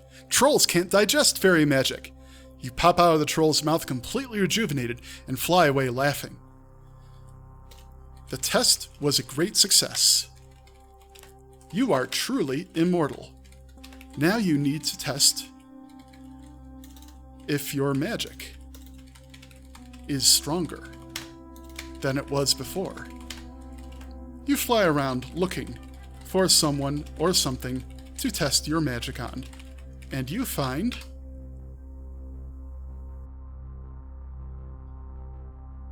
just the thing. You see a bandit accosting some old woman carrying a bag of, is that fairy dust? Oh, this will be easy. You form a fairy sword out of fairy dust. Fly up and stab the bandit in the gibblies.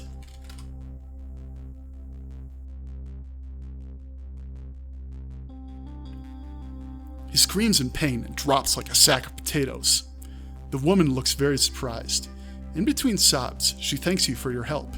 You ask her where she got a bag of fairy dust.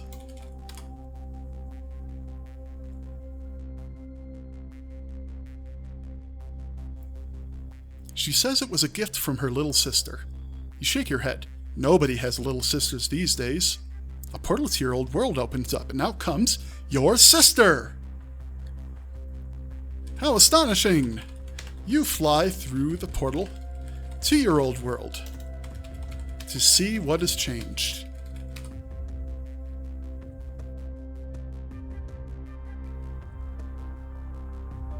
Your sister is a grown-up now. She's as old as you are. Time in the other place must flow at the same speed as it does in the real world. You never knew you had a sister. You ask your newfound sister where she came from.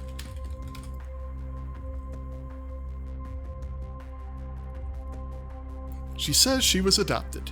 A couple saw her standing over your dead bodies and took her in. You can't imagine how strange and frightening that would be for a young child, especially in this hellish place. This place is hellish because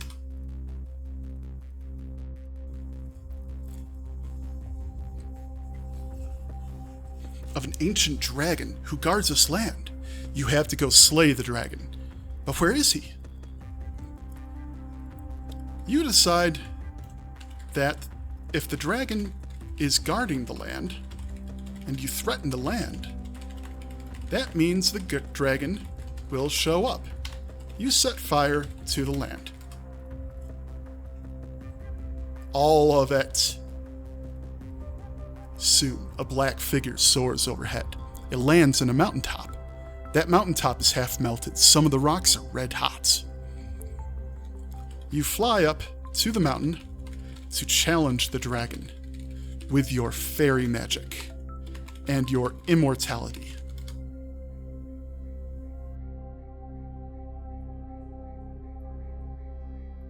A wizened old man sits hunched over by a warm fire. He is the dragon. He says he has to put on the illusion of being a monstrous great dragon because no one will respect him otherwise. I don't respect you at all. you cry out. This is a hellish place because of that dragon, and I have to slay the dragon. That means I have to slay you. You will die. The old man looks up at you with tears welling up in his eyes. He says he knows, and the pain will be soon over. You slay the old man.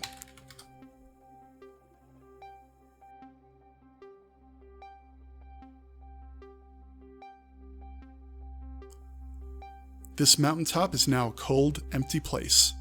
The rest of the land is no longer hellish. You fly down again to find your sister and celebrate that the land is no longer hellish. Surely, everyone will rejoice. Yay! But upon visiting the village, you find that everyone fled long ago because the land was hellish. Curse your ill fortune and return to your sister, only to curse your ill luck once again. Your sister has been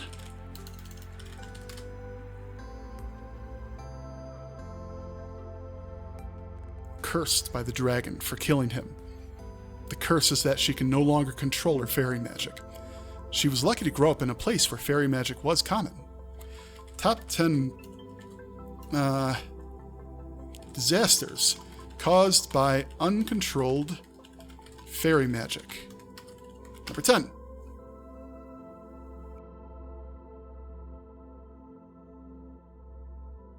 An enchanted broom swept the newlywed couple to safety just before their mansion crumbled into dust. So, is it a disaster that they got saved? Were they supposed to crumble into dust? Or was that the disaster that it crumbled and the broom is the hero of the story? Only time will tell. A lost fairy abandoned her treasured pot of gold coins when her wings gave out. The coins now electrickery. Any foolhardy enough to try and pick them up. That's good. Trickery, electrickery. A dryad attempted to restore life to a tree by casting life throughout the land. Dryad died, but the trees are still alive, and is trapping any unwary travelers in their wooden clutches. A village was contaminated when a fairy, upset at being picked up and cuddled, splashed her tank of cleaning magic on the local piggish farmers. It doesn't really say how that was contamination. I'm just going to assume that cleaning magic is basically like hydrochloric acid. Children played with magic balls that floated through the air, until one day the ball exploded. Also contagious flame on them, and they flamed to death. Number 5. A baby was born with wings instead of arms. Wings are arms. I'm going to take that one to my grave. Number 4. An ogre druid attempted to mend a broken limb with some healing magic. The magic grew out of control until the whole countryside became a patchwork of living and dead terrain. That's pretty metal. I'm picturing like necromorph type flesh growth, where there's just limbs sprouting everywhere across the terrain, like gibbering mouths in trees and that kind of thing. That is a valid top 10 list, but I do try to keep it in theme, so we'll have to see if that opportunity comes up. A gnome illusionist attempted to create laughter in the local villages. Instead, toy magic hat creatures came alive and gorged themselves on the population until they were fat and sassy. A winged leprechaun flew too high and the sun melted his wings. He plummeted to earth. End of leprechaun. I don't think that's really uncontrolled fairy magic. I think that's just hubris. Like, incredibly classic hubris. Number 1. A fairy tried to set her lover on fire as a special courtship ritual. She couldn't snuff out the flames, and he burned to death before her eyes. With your sister's fairy magic gone out of control, everything is chaos. Cats and dogs living together. You have to do something. But what? The old man is dead. You go on a quest. You ask the nearest, what do I want to say? The nearest god. Yeah, that's fine. It's fantasy. The nearest god, how to end the curse.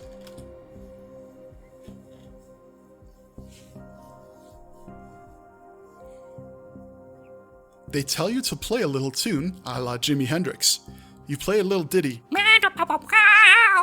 and everything is back to normal. What will you do now? No, that's too fast. Give me something more interesting. He tells you that you must go to where the mountains meet the sea and cry your heart out. Well, you've been such a good person. Surely he will help. Sweet success! When you cry your heart out, an otherworldly figure appears to aid you. It's Jimi Hendrix. He plays an awesome riff on a guitar and tells you that in order to cleanse the curse, you must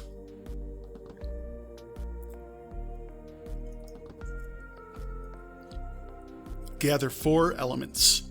He doesn't explain how this will work. He's just awesome like that. You are given a map with 4 locations to visit. This is good. The 4 locations on the map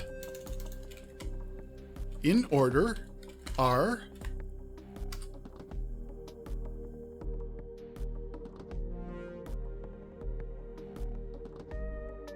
a pirate ship, a jungle, the North Pole, and a castle.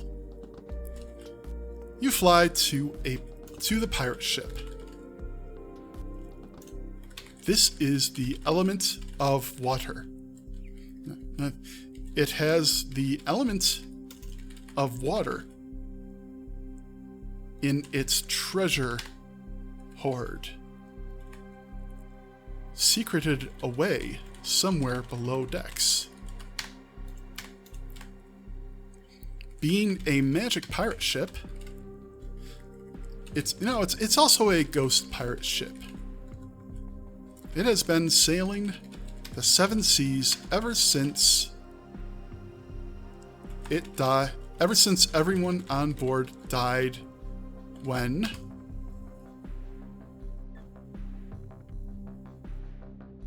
they fought a battle. Arg! Okay. You just win everything. When they tried to fight over the last bag of peas. Interesting fact, Captain Redbeard still stands at the helm, his face frozen in a withered grimace. You bring along a fresh bag of peas and distract the pirates with its succulent bounty, scattering the peas over the deck.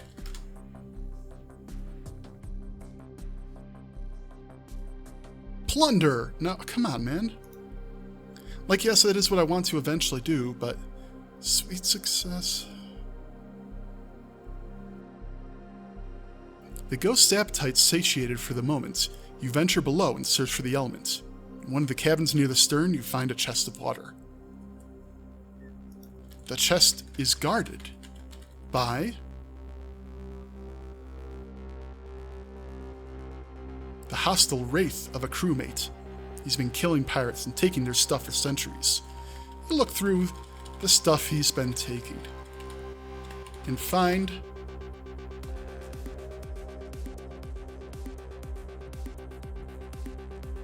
a few magical items. A glowing deck of playing cards that never get soaked, and a jewel-encrusted dagger made of the finest steel. You free the chest and head back to the surface. The wraith pursues you angrily and demands you return the chest as it doesn't belong to you. Thief! You're a thief! A fairy thief!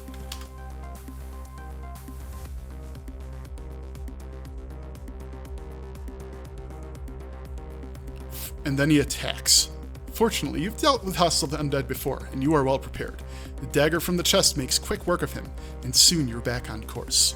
It really wants me to just finish this up quickly, so I guess I'm going to let the pirate ship go. You have secured the element of water. From here, you fly to the jungle. This is the element of life. They didn't say it was going to be fire, earth, air, water, so element of life. it's hard to find because the jungle itself is alive, and all life looks the same.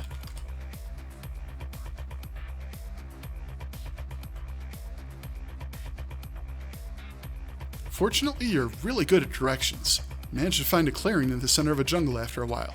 It has a Mayan temple built into the side of a giant tree trunk. You enter the Mayan temple.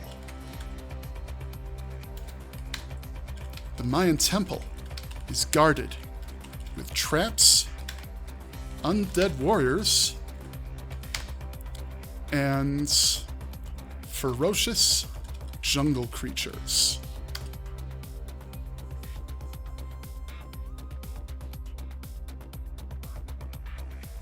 They all attack. And then nothing happens, apparently. In the center of the temple, you find a small idol made of jade. Clutching it, you notice how it glows. And in that moment, the power of life is yours. Life powers? But immediately after touching the idol, everyone pounces on you all at once and drags you away. They throw you into a prison cell and tell you you're going to be sacrificed.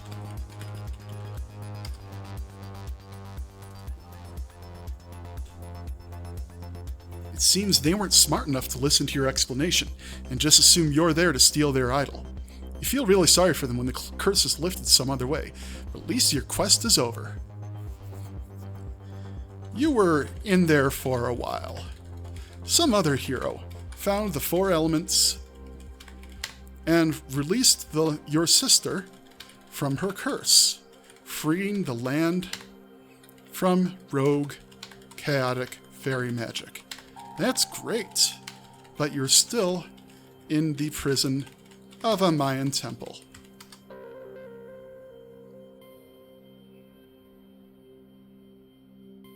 You remember you have that deck of cards. They seem like they'd be good for escaping, but then you realize they're not the escape cards from before.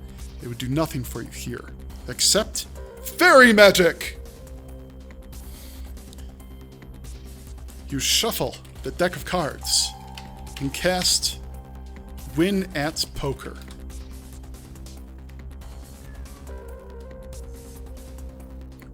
It's an extremely hard spell to get right when you can't use your fairy magic, but after a few tries it works and you manage to remove the lock on your cell door. How does that work? It's magic! Who the fuck cares? You fly out and throw cards at anyone who gets in your way, asking them all to tell you what card it was, and flying past as they fumble to get a look.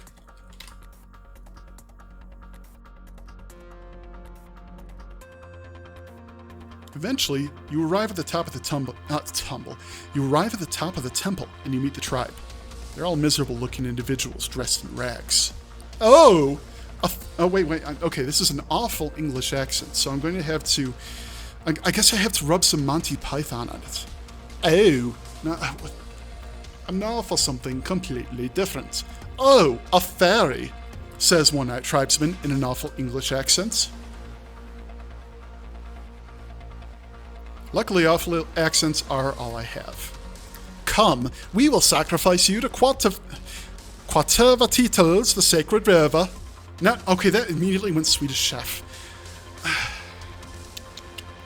Alright. Turn down the music a bit. It's getting pretty intense. Yeah. Pining for the fjord?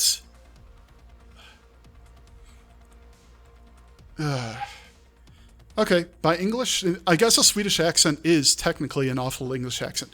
Oh, a fairy. Come, we will sacrifice you to Quatervatitals, the sacred river.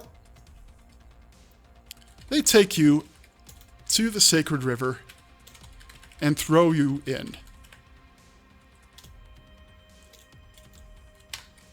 They even put you in a sack so you can't use your fairy wings.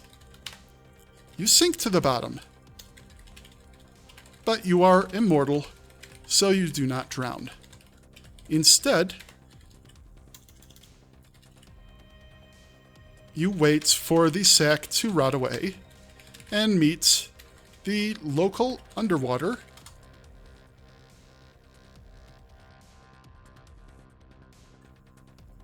life. This place truly is a haven for fishies. You've never seen so many species in one place. Each one is crazier than the last. Top 10 crazy fish species you meet at the bottom of the sacred river. Number 10.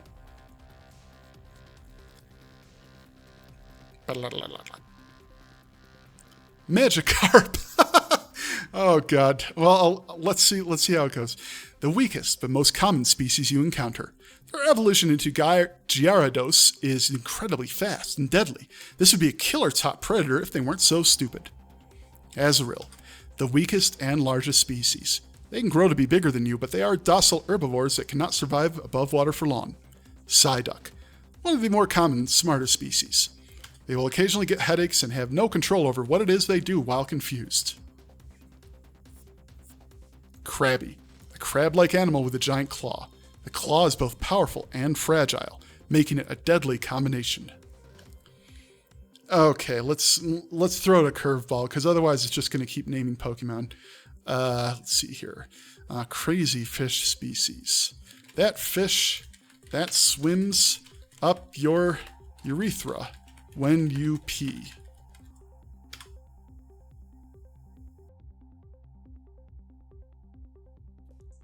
Yeah, you thought it would be the most common creature, but it seems that only happens sometimes, making it the rarest and most dangerous creature.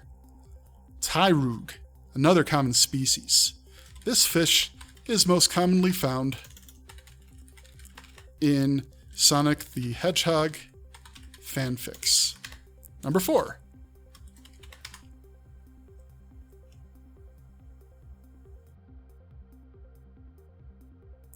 Bidoof, the second rarest and second most common creature.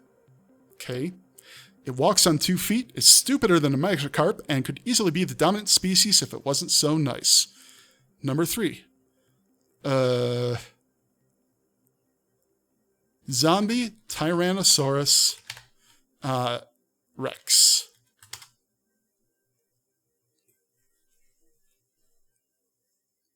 Halfway through your sentence, the curse is lifted. You realize that you were cursed to do a silly top 10 list, but it was only going to talk about intellectual property from other games. You are freed. You can now do original quests again.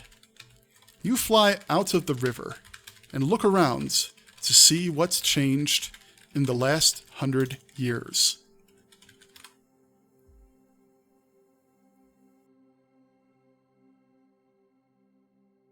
Fairies are now a common sight, and the royalty, mostly princesses, have fairy bodyguards and servants. You frown as you realize there are no fairy royalty. The fairies are all servants of the rich and powerful. This won't do. You vow to have a fairy revolution.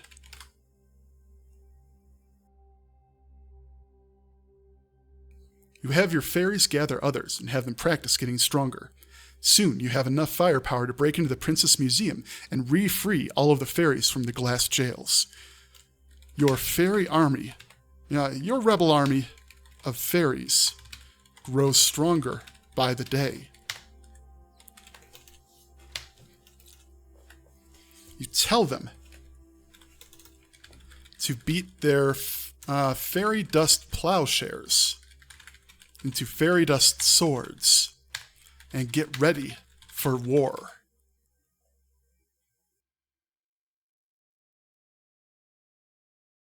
John the Baptist's head has been hatching a plan all this time. When it hatches, it does so perfectly.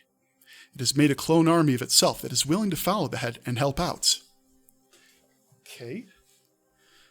You sure are glad that you freed John the Baptist's head from the Princess Museum. while you were there. He's really helpful. With the clone army reinforcing the fairy army, you lay siege to the castle of the kingdom.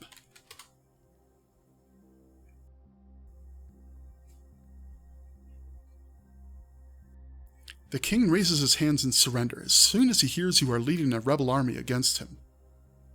That's great. You've taken control of the kingdom.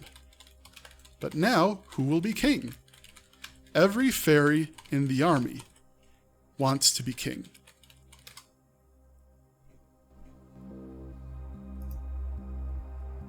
A fairy civil war seems inevitable. This doesn't matter to you. You are just glad to be free. You decide to hold a fairy tournament. Every fairy in the kingdom will participate, and the winner gets to be king. The losers will all get to take home the board game as a consolation prize. The tournament will be held using the game of... not Pokemon. The game of life. Papa Luigi has done it again! Honestly, you don't really have an opinion on the matter. The king was mean to his daughter, so she got to be queen. Isn't that enough? You tell Papa Luigi that he can be the referee of several million games of life. You break out the board games and get to rolling. And get to spinning.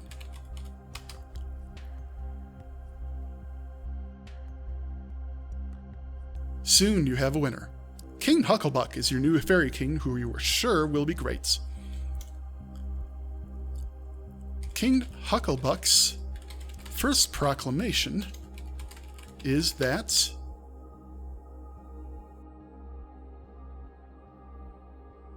you deserve a place in fairy history for freeing the second gens.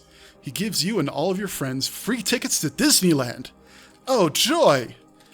You take a road trip to Disneyland.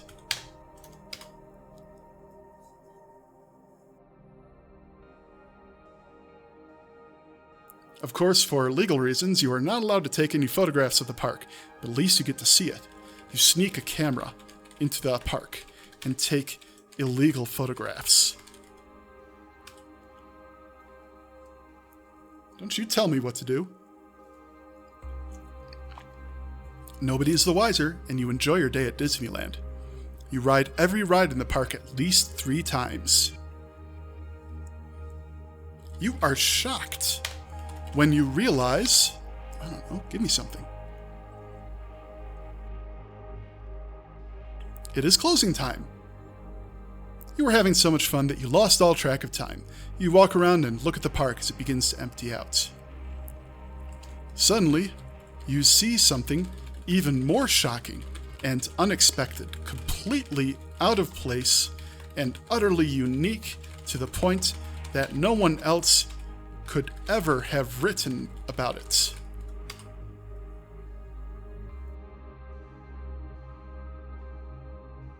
A 20-sided die rolling on the ground. Oh no! There's trouble! The die is rolling down the street. It's making a beeline straight towards a crosswalk. And on that crosswalk is the cutest girl you've ever seen in real life. She looks to be 19 years old and is with her boyfriend. You know, because you realize them as caricatures of Alan and yourself. You have to stop the die before it rolls over her. And her boyfriend, who you immediately hate and plan to kill at the earliest opportunity. You fly up and cast weighted dice on the 20-sided die.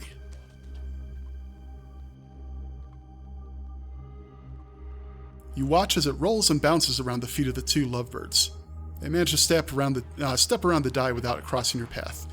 You realize that the die really wasn't very big and didn't pose a threat to them. But her boyfriend has to die. You fly up and offer him a drink that you've totally poisoned.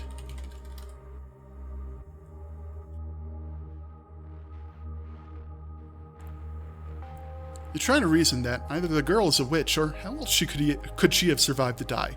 She decided to step around the die, ergo, she's a witch. A witch with a stupid boyfriend who you want to die, so you offer him a drink that you've totally poisoned. Come on. Let me turn on the lights. It is getting dark in here. The sun has gone down. As it does.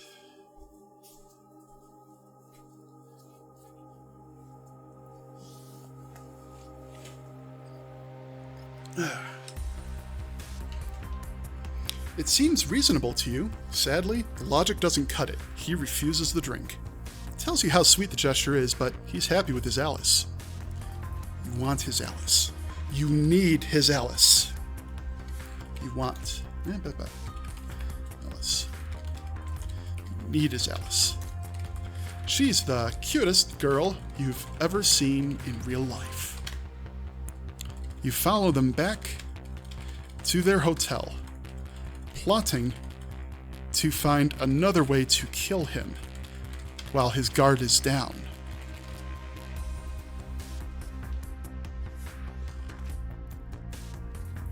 Life finds a way. You rig his bed sheets to shoot him when he sits on the bed and remove all of the support under the mattress. Back in those ancient times, no one would expect such things, right? You hold your breath as her boyfriend sits on the trapped bed.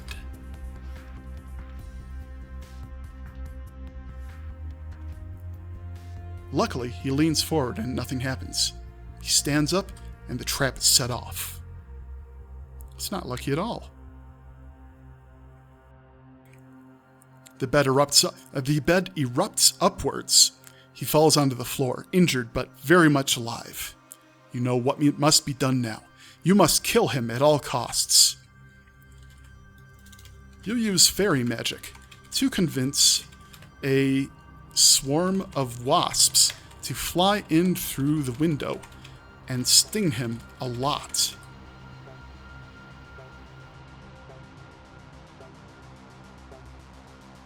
Unfortunately, you get stung a few times yourself as you direct the insects. You go to a nearby convenience store to buy more wasps, and while you're there, you grab some pain reliever for yourself. Whoops, hit enter. Well, let's see what it does. Otherwise, I have something. When you return, the hotel room is empty of people. You hear a tapping on the window and look outside to see the wasps still talking to you. Where did they go? You ask the wasps. I love it. Convenience store wasps, just a can full of them. They fly off in the direction of the local park, and you follow them, walking slowly, aching all over.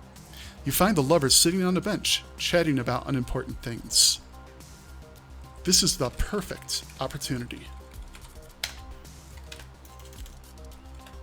Let's see. So I summoned wasps. I set a trap. Let's see. What else can I do? You fly up to talk to God and explain the situation, asking him to strike down her boyfriend with lightning so you can smash.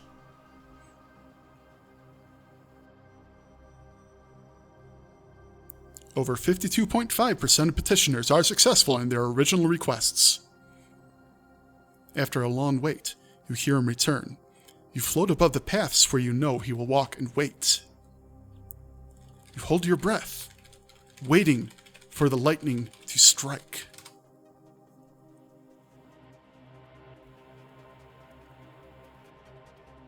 But instead, he arrives at the bench and sits down. You turn to yell at God, but in your pain and anguish, you release air from your lungs and fall towards earth. Damn it! You forgot that fairies can fly because they have helium in their lungs. You flop to the earth like a wretched insect on its back. But then, an even bigger surprise. You watch as a tiny little girl walks straight up to him and hits him in the face with a pine cone. What does happen next? Because that is pretty surprising. He starts laughing. She appears to be just as angry about it as you are and turns to walk away in a huff. You swoop down and pick her up before flying into the air. I want to kill that boy, you tell her.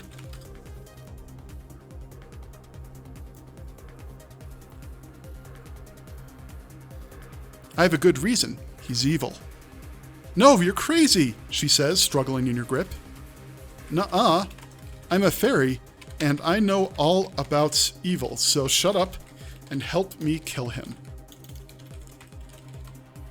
It's a good deed. For realsies.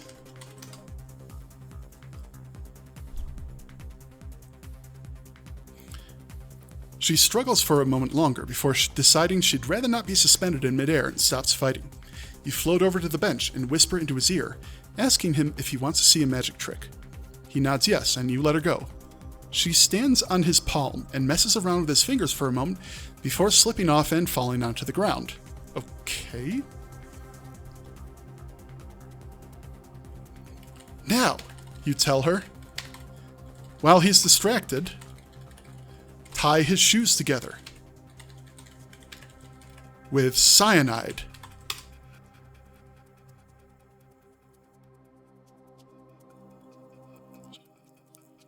I guess she asks why. That way, when he starts to get blue, I can just hit him with the hammer and crush the carotid. Oh, yeah, that's a good idea. Carotid. Sorry. He says as the plan goes into action. It isn't really, she whispers to you. He's never actually going to get blue. You realize he's not turning blue at all.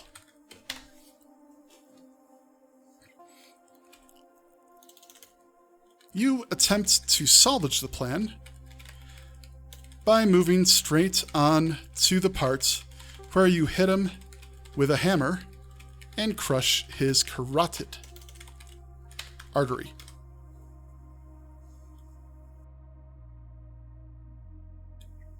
But it's too late. He's already stood up and captured you both in jars, blowing the lid off the plan for good measure. It's all over for you now. Fairies can't survive without oxygen. Except you. You're immortal. The girl isn't, but who cares? You need to get free from the glass jar. Glass jars are clearly the fairy's biggest weakness.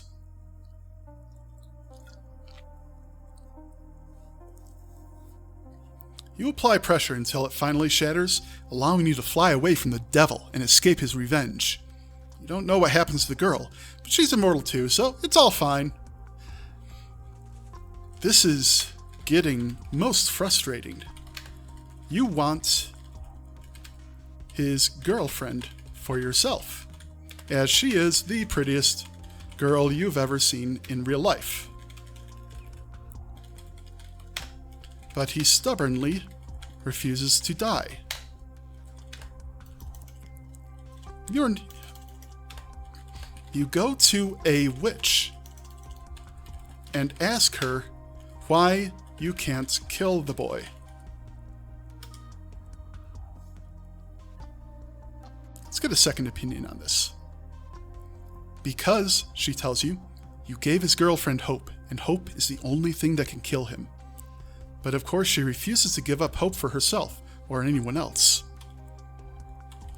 I'm not trying to get into all this metaphysical malarkey, you tell the witch.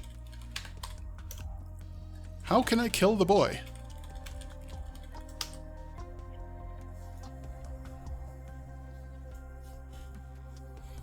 She just gives you the number of a guy who might help you. You call the guy and ask him how he can help you. All right? I can't, he says, but I could help you kill someone else if that helps. You mull it over for a moment. Then you realize who he's talking about. The devil. Okay. You realize the boy is in fact the devil. No wonder you're having a hard time killing him. You're after the devil's girlfriends. You ask yourself how to steal the devil's girlfriend and go to a library to look it up.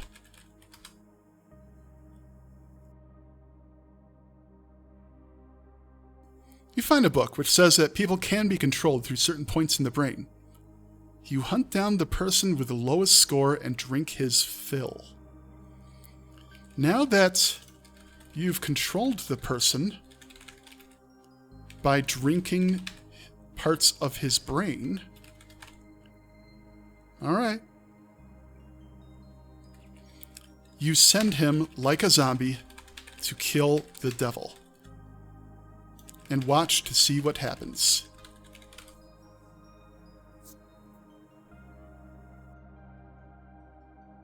He fails, of course, and you eat his brain to gain the information on how the devil was able to control people. Now you're ready to try again. You drink the brain of a perfect soldier and send him to kill the devil instead. As a perfect soldier, he should be an unstoppable fighting force.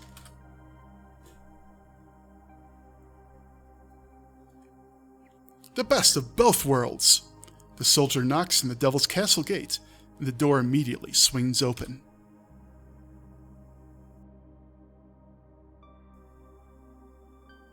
He advances on the devil's butler and kills him. He runs up the stairs to kill a devil himself. He finds them having an orgy with several people, which the devil is known to do.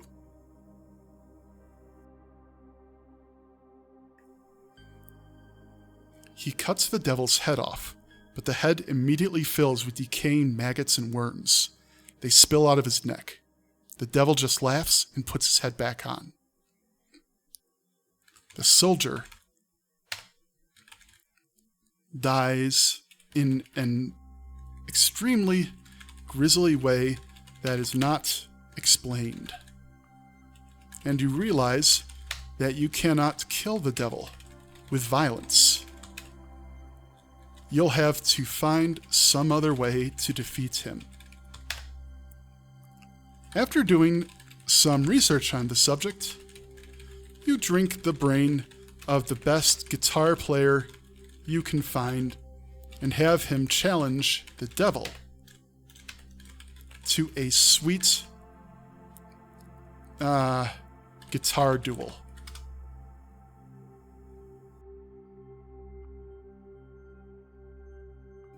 The devil loves rock and roll. How could he resist? You hear the devil coming and you hide in a closet. He enters. He sees a guitar player. And he calls his girlfriend over to enjoy the music with him. You admire the girlfriend with... how do I put this? Ulterior motives out the yin-yang before focusing on the guitar duel. If your zombie wins, the devil will be embarrassed and will look bad in front of his girlfriend. Surely, she'll immediately fall in love with you if that happens. And 2 R's on embarrassed. There we go.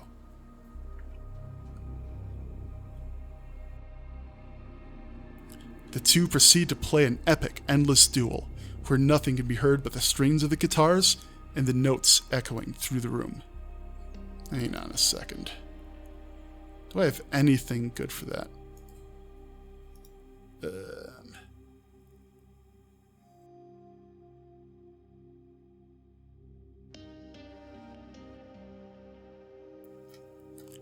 right. Of course I do.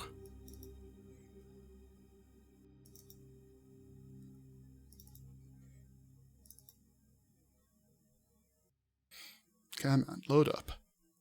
It's a big directory.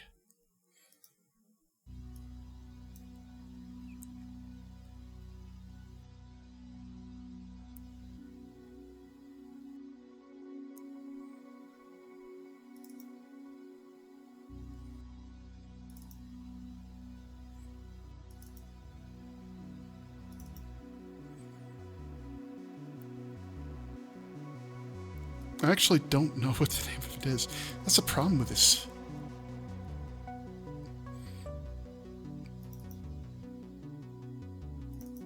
Hang on a second.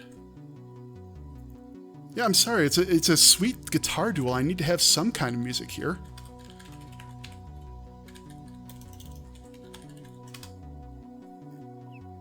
Okay, it's under that.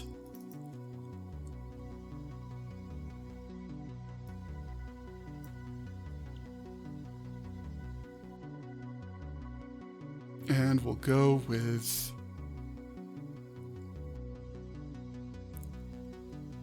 ZXII.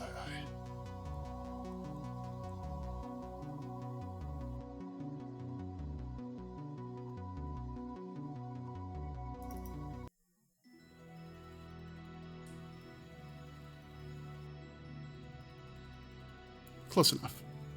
I've stalled too long. We need to continue.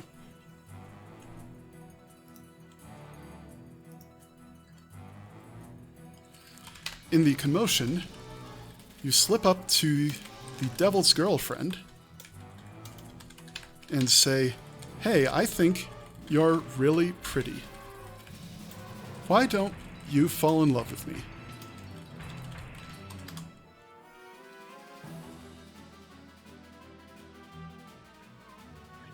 She thinks for a moment and then replies, "I will." You're ecstatic. You have finally won her heart, and on top of that, the devil realizes he has lost a guitar duel.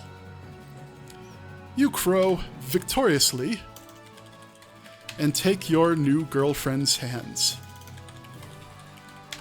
You're going to take her to Disneyland. Then you remember he already took her to Disneyland and curse the devil's trickery. You'll have to take her to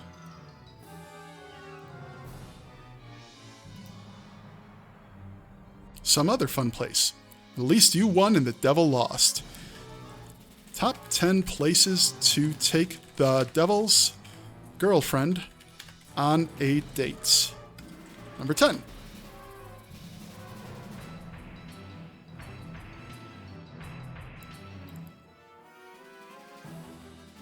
The world's largest ball of twine. She's not very adventurous or fun-loving, but she is a devil's girlfriend after all. You need to take it easy with her. The world's largest... Number 9. Any casino. You'll win every hand, of course. It'll be so much fun beating the devil at his own game and taking all of his money.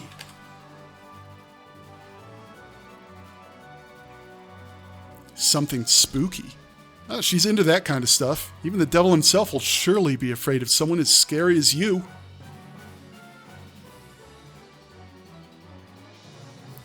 The Louvre. I hope I said that right. Impress the classy lady with your appreciation for fine arts. Sure, she may not seem classy. That's only because you don't know her. Yet. That's a good thing to say to a girl. Hey, I don't think you're classy. You don't seem like it. Chuck E. Cheese. Let the games begin. Nothing says fun and excitement like a few rounds of Mousetrap and whatever that singing game is. Fuck yeah, hopefully they have the Simpsons cab. Zombie Town. Zombies apparently scare the devil. You'll be the first one to ever take her to a place where the zombies outnumber the humans. Number 4. Alright, that wasn't very guitar after all, but fuck it. Here. Party music. Party music from an indie game about gay German nightclubs and time travel. Your house. You've got only the bare essentials, no frills whatsoever. But who needs all that stuff when you have love? Number 3. The beach. A nice quiet night at the beach will surely help you get close to her. Hold her hand, look deep into her eyes. Okay, maybe not that last one, but it's still a great place for a date. Why don't you look deep into her eyes? What are you afraid of? The highest mountain in the world. Now, the way you see it, the bigger the challenge, the better. So you're taking her to the highest mountain in the world. And the number one place to take the devil's girlfriend, who you have just stolen, the sun. She's not literally Satan's girlfriend, you hope. Yes, she is.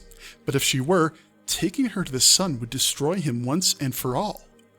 The big day has come, and you're excited. You use fairy magic to secure a place on the SpaceX rocket for you and your new girlfriend. You're taking her on a date to the sun. You're going to land at night when the sun is out, so it's safe.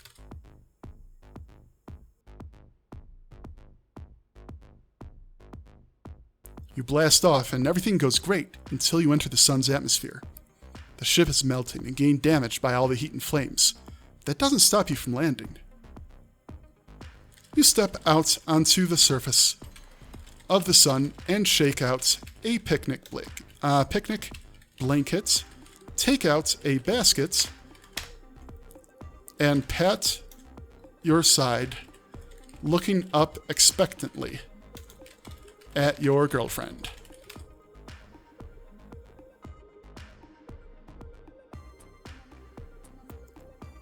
She smiles and says, "I thought we were going on a date to the sun." "We are! Look, it's not even hot. We're landing at night." "I thought you were a cool guy," she says with a pout. "I want to go on a date to the sun during the day."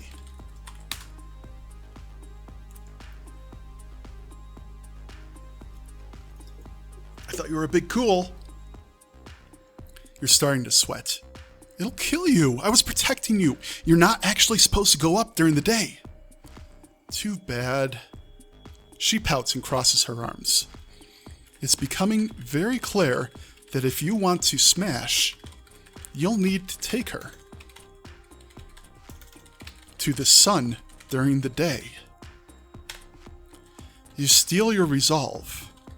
Remember that you're immortal. And wait 12 hours for the sun to come up on itself.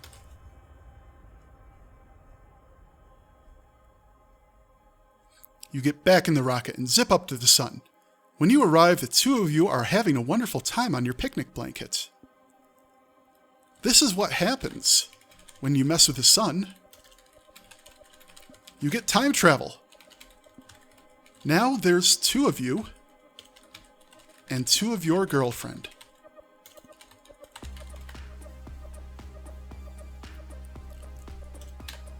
You land and look at each other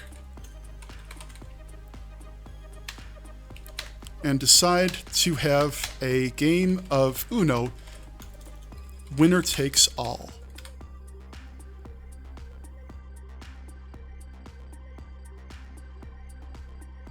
The game is very close, but in the end, you are victorious. And you don't have to worry about which one of you goes back in time. You just won time travel, no takebacks.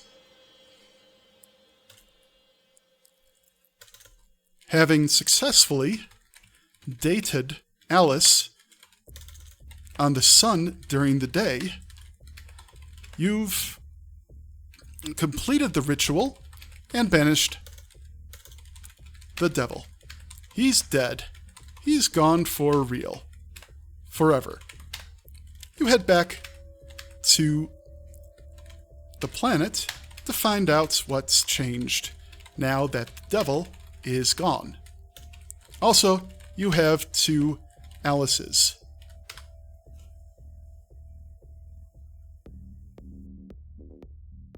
That's pretty neat too, you think. You pop back in time to when everything was supposed to be nice and continue on as if the devil had never existed, only now he never will. Okay. You go to Las Vegas. You know what? Even better. You go to San Francisco. Surely there must be something changed here if the devil is gone. You see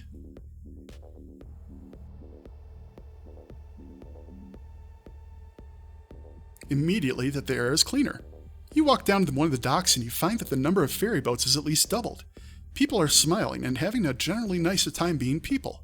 It seems that not only do you now have 2 girlfriends, but everyone is better off because thanks to your actions.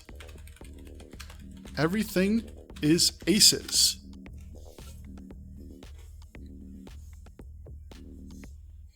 You go for a walk and get some pierogi from a nice lady. Everything is just right. Top 10 improvements to daily life now that the devil is dead. Number 10. Pierogies. Pierogies. I haven't had a good pierogi in forever. Outdoor parties are much nicer now that you aren't constantly sweating from Satan's little helpers. Okay. Heart disease is way down. You aren't eating any more cholesterol from forbidden foods. Landlords can now raise the rent without any fear of their properties being destroyed by demonic posses. You can walk down any street without a bunch of oppressed people convincing you that you really need to walk on the other side. Blood banks have an excess of O-negative blood since all those unsaved sinners had to get the cholesterol from somewhere. Man, AI Dungeon has this fascination with cholesterol being the devil's handiwork. No more van-based riot suppression.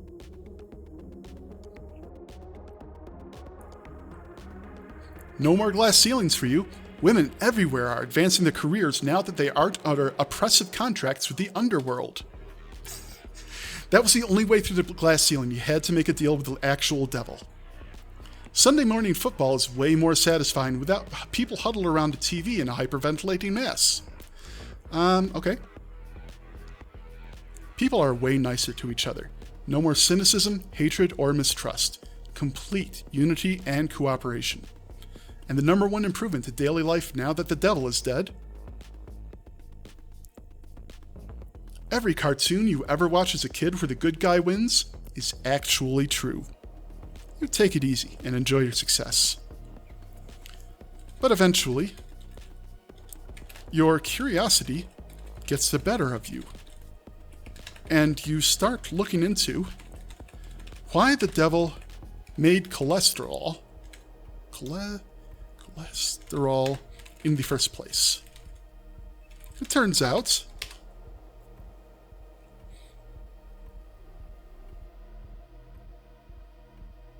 that he didn't. It was simply a biological element that was created at the dawn of time. He just used it against everyone.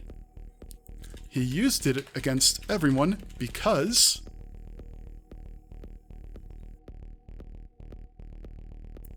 it blocks lipoproteins from drug delivery in the bloodstream. It clumps and hides things when you're trying to cheat the system. Is that true? I don't know. It has been like 25 years since that class. And it's not exactly a part of my day job. You go to a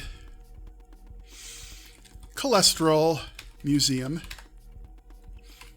and find out where it came from in the dawn of time. The origin of cholesterol.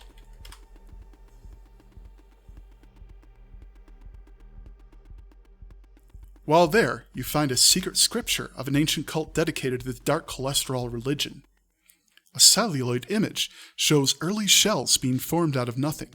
There's no animal or plant yet, just sludge. This ancient cult reveres the primordial sludge, known as cholesterol. and praises it. They worship it. Cholesterol has taken the devil's place. Instead of satanic rituals, now there are cholesterol rituals involving many eggs. If you want to truly make the world a better place,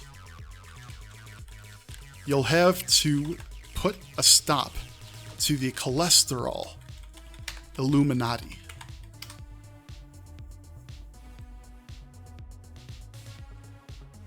You'll have to break their worship. You'll have to destroy the cholesterol idols. Well, you can't make an omelet without destroying the rainforest and killing a few rare birds and frogs. Your first stop is the capital of cholesterology, also known as Burbank. It's easy to find their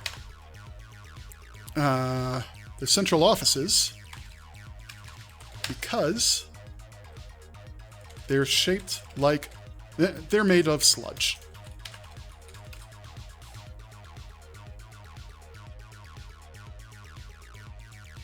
You go inside to find a museum dedicated to worship of cholesterol. It holds many treasures, scriptures, and relics, all used in various cholesterol rituals since the dawn of time. The most forbidden of these rituals is one that summons Cthulhu, the sludge god from beyond the stars. This seems like a good idea.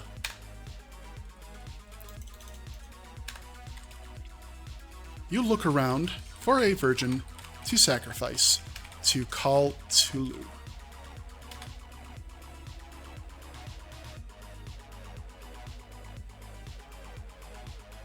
Unfortunately for Tom, that position is filled by a 22-year-old man who looks like a 12-year-old girl. You shrug and take Tom with you. At the end of the day, the details aren't all that important, and he sure is a virgin. You can tell. You can tell these things. You have fairy magic. You take him to a rock outcropping in the Bermuda Triangle and start the ritual when the planets are aligned.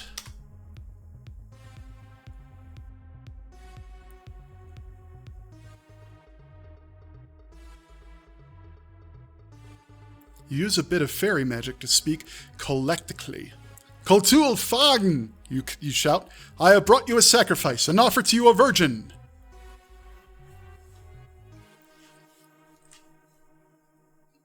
Cthulhu, the dark sludge god, rises up from beyond to receive his virgin's sacrifice.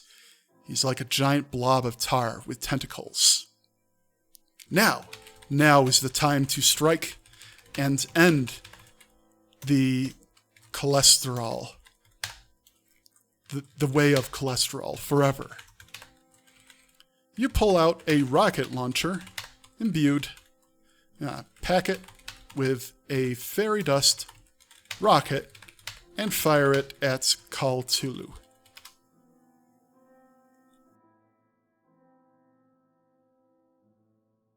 The rocket hits Cthulhu dead on, and nothing happens. He's left looking black and vaguely sticky, but he hasn't been hurt at all.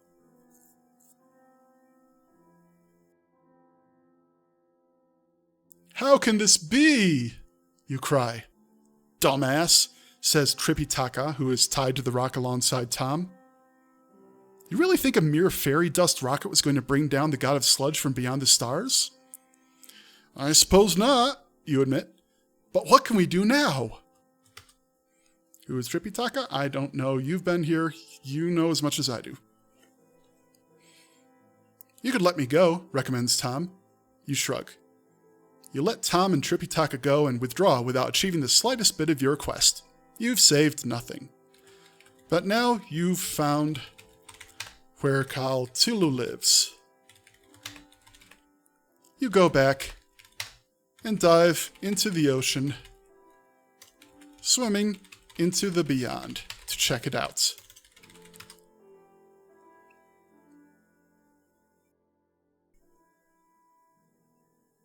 You hope you aren't too late to stop him. Saving the world is a fairy akin to as annoying as sapping alone? The fuck did I just say? You've clearly failed a sanity check and lost sanity points. You can feel your fairy mind slipping away from you. You try to hold it together as you swim through the runny egg stars.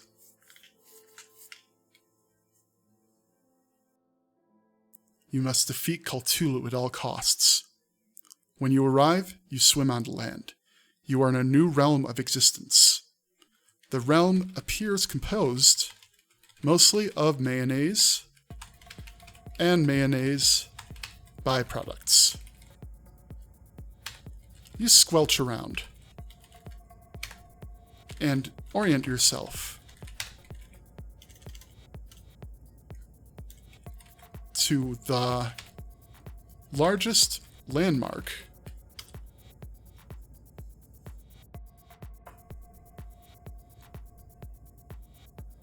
the Cholesterol Cathedral. It is there you find a large gathering of Cholestorians. They chant as a priest leads a ritual. You watch the ritual, which involves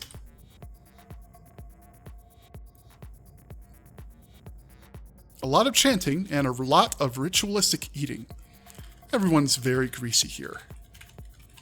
You feel uncomfortable. You decide it can't hurt to interrupt the ritual and yell, "Hey, stop that!"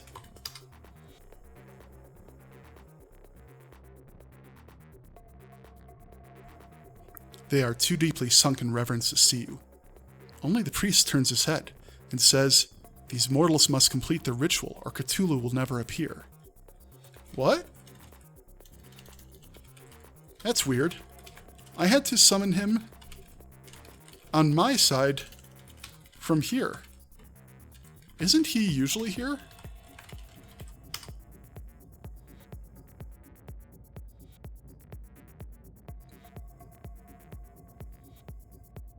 The priest shakes his head. He's been exploring the human world. Recently, he's been in the habit of staying there during daytime hours. You are the first person to summon him successfully. Well, shit. That could have saved me some time. Do you know where he stays in the human world?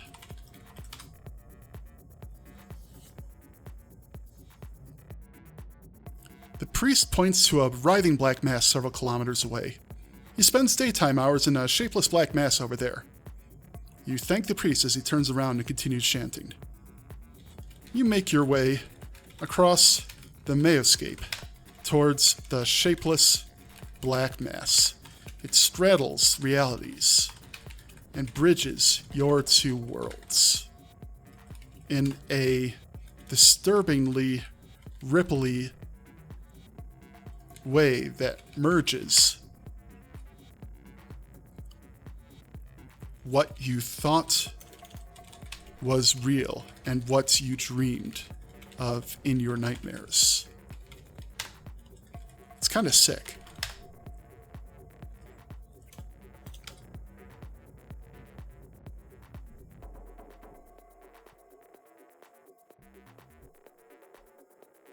You step through it, and you find yourself in the human world's version of a city you've never heard of before. Might be in another state. This place is huge. You flag down a passing Wikipedia and ask it where to find Cthulhu right now.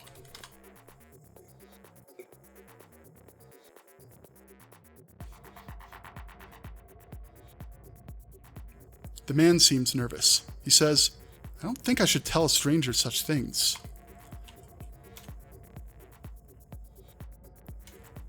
I stole this devil's girlfriend, and then I cloned her with time travel, you inform the man.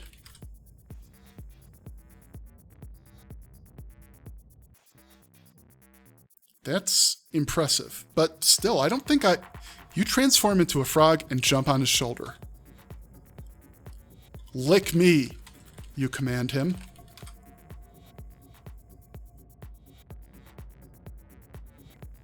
Okay. The man sticks out his tongue and licks you. You transform back into your normal selves, and the man says, I'll show you where to go. Follow me. Having completed the frog introduction, you follow the man as he shows you where Cthulhu is.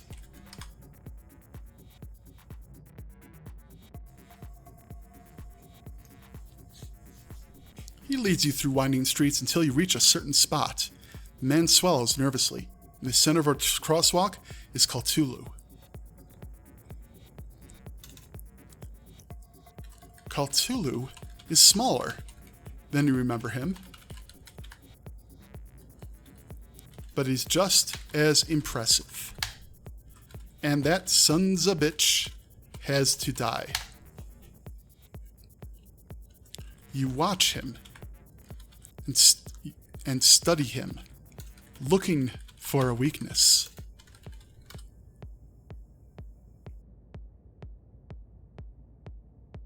His membrane undulates. It appears to be filled not with water or gas, but an endless abyss. Swirling pools of blackness that go deeper than anything you've ever seen.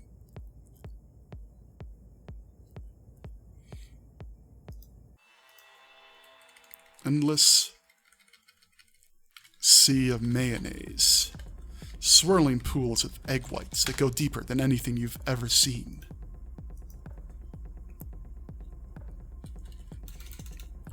You go to a hardware store and buy them out of all their degreasers and drain cleaners. Mixing them all up. Then you steal a fire truck and fill it up to the brim with drain cleaners before driving up to Cthulhu and unwinding the fire hose. Just stay still, you ask him, as you prepare to attack.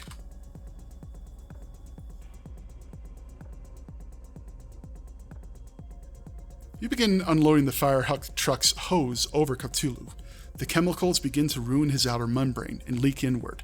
He bellows in pain before collapsing on the ground. You hose him down most mightily, melting Cthulhu away into a runny, gross, what do you want to call this? Effluvial grime that seeps into the sewers.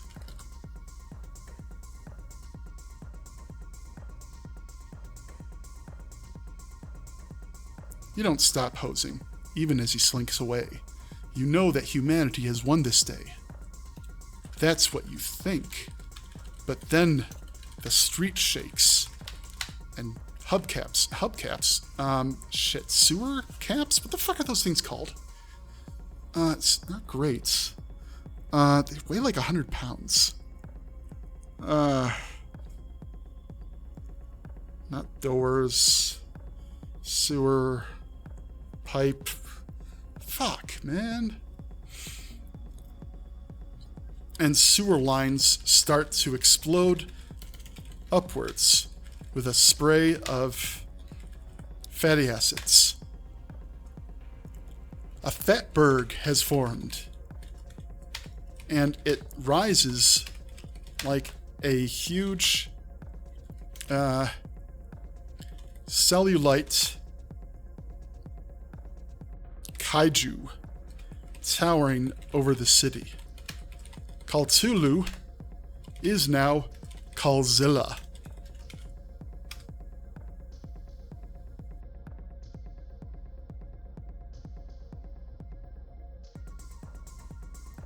Well, at least you think that's what's happening.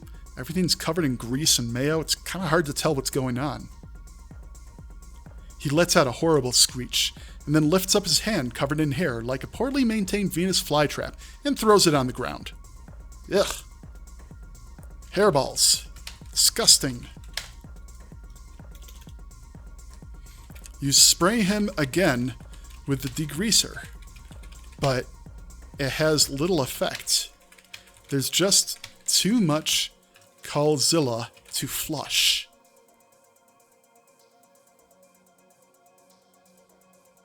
He blares into the air, and a second head grows out of his corrupted, mayo-filled forehead.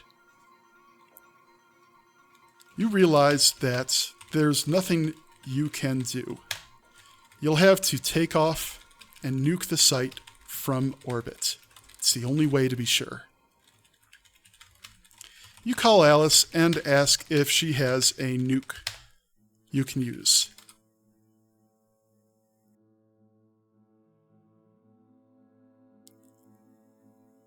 Okay, no. Retry that. It's been a while since I had to. Sure thing, she says. Where are you? I'm going to need a precise address, the GPS lady says. Come on, I'm in a hurry. Oh, shit. That was perfect. Okay. Here we go. Undo. Enter.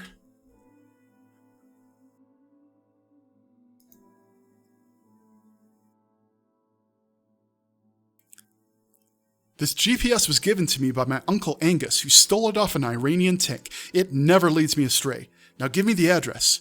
You give her the address.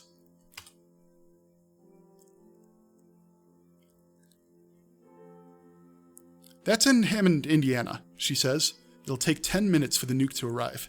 Just relax. You have to keep Calzilla occupied for 10 minutes. If it wanders off, it might miss getting nuked. And you'll have to start all over again. You put on an infomercial on a Walkman TV really? Infomercial on a Walkman TV and play it for Calzilla, informing it about the dangers of improper stepladder use.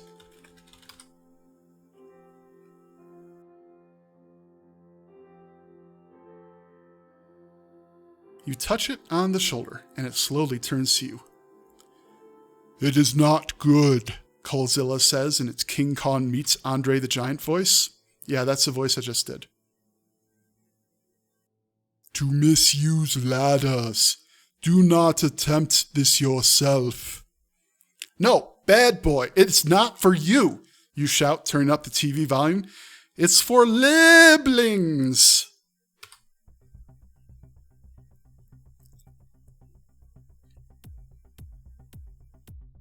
You change the channel to a shopping network selling vibrators. What do you think of this?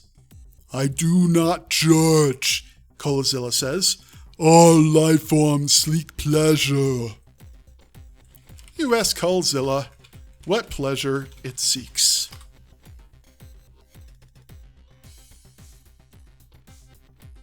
Calzilla seeks only to serve Colson, Hunter, it says in a low voice.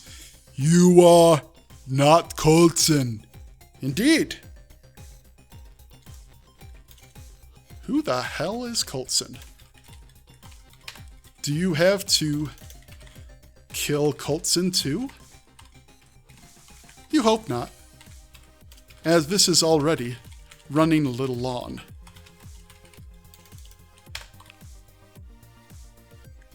I bet I could be Colson if I wanted to. I just don't want to. Yeah, no, not even I bet. I could be Colson if I wanted to.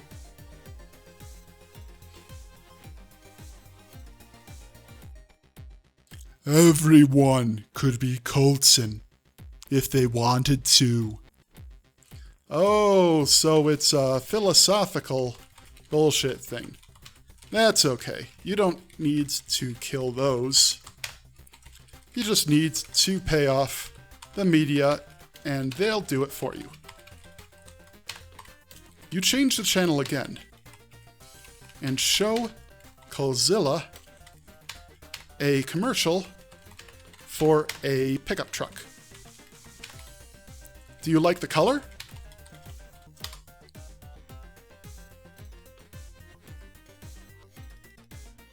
Do you like the way it vrooms?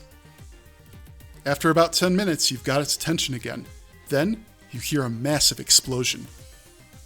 We have arrived, Colson.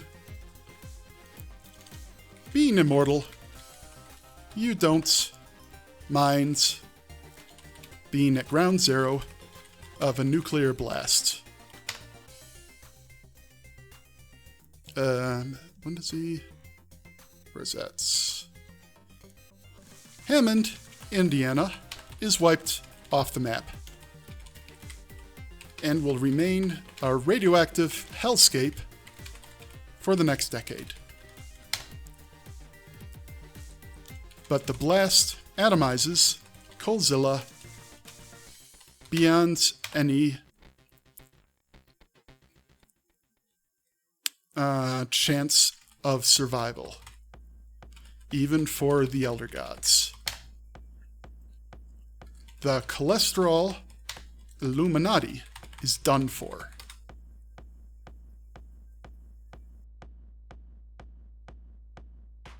You escape the blast radius. What remains of it? Oh man, it was so destructive it destroyed the blast radius. Figure that out. You'd be damned if you hadn't done the right thing. Who cares? You'll live forever. You're immortal. And you have the devil's girlfriends too. You know, I don't need to keep hitting that. You're immortal. And having destroyed an Elder God should level you up and make your magic even more powerful.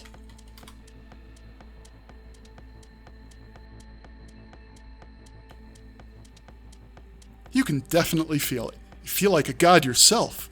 You're almost tempted to use it to fly back to Mara's house, but that'd be insensitive given that you just killed her deity. You fly back to Mara's house anyway and tell her that you just killed her deity, so suck it.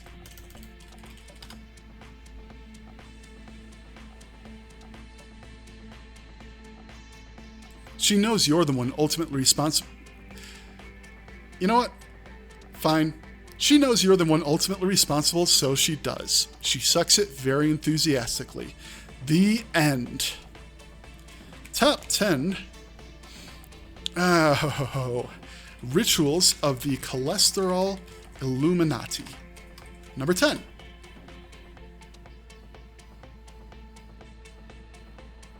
The Dance of the Tofu Pole. The Chud Doppelganger members of the Order spend an evening ceaselessly dancing to the song Goodbye Horses. Is that a song? There's been a lot of songs in the world, so you know it could be. Multiple stabbings. Each member spends the evening stabbing a random mime. After having done so, they kiss the corpse on the lips and they pass the knife to their neighbor. Whipped to death. A cholesterol magician is stripped, tied to the table, and has butter rubbed all over their face. The social outcast begins whipping them with a fluffy, oscillating whip. Kind of curious if it wants to keep going. After 20 minutes, the now broken down muscle, leaking serotonin, and mixed with the pain of being whipped, turns him into a grinning vegetable.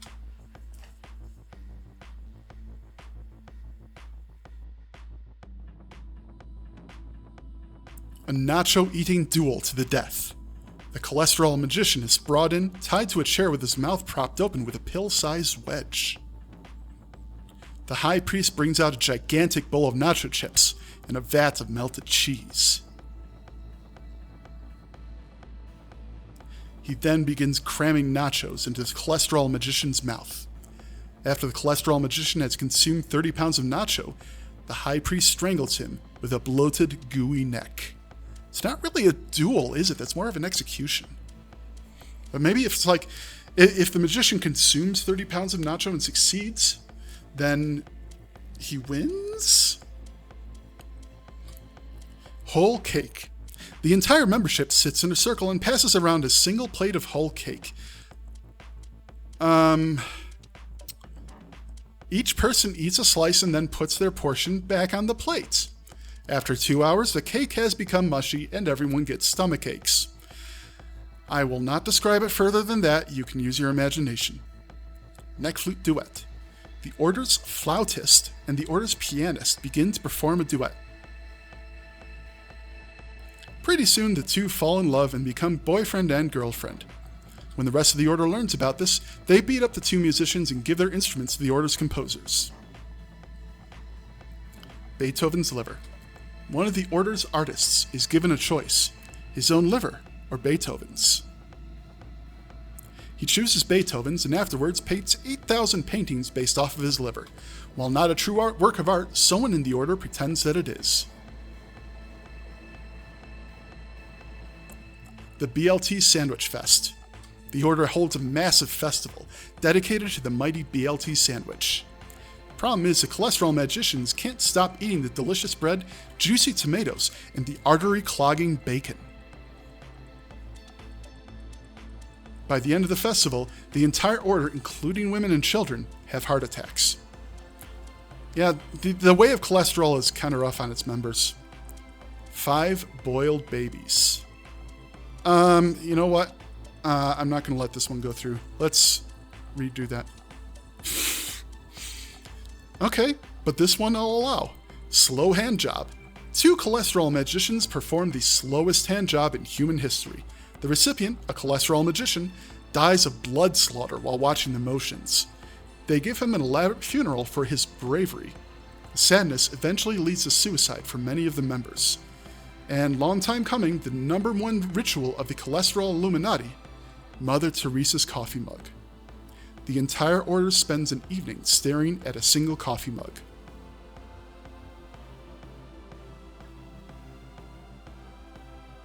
They become so mesmerized that one by one they fall prey to the mug and fall inside.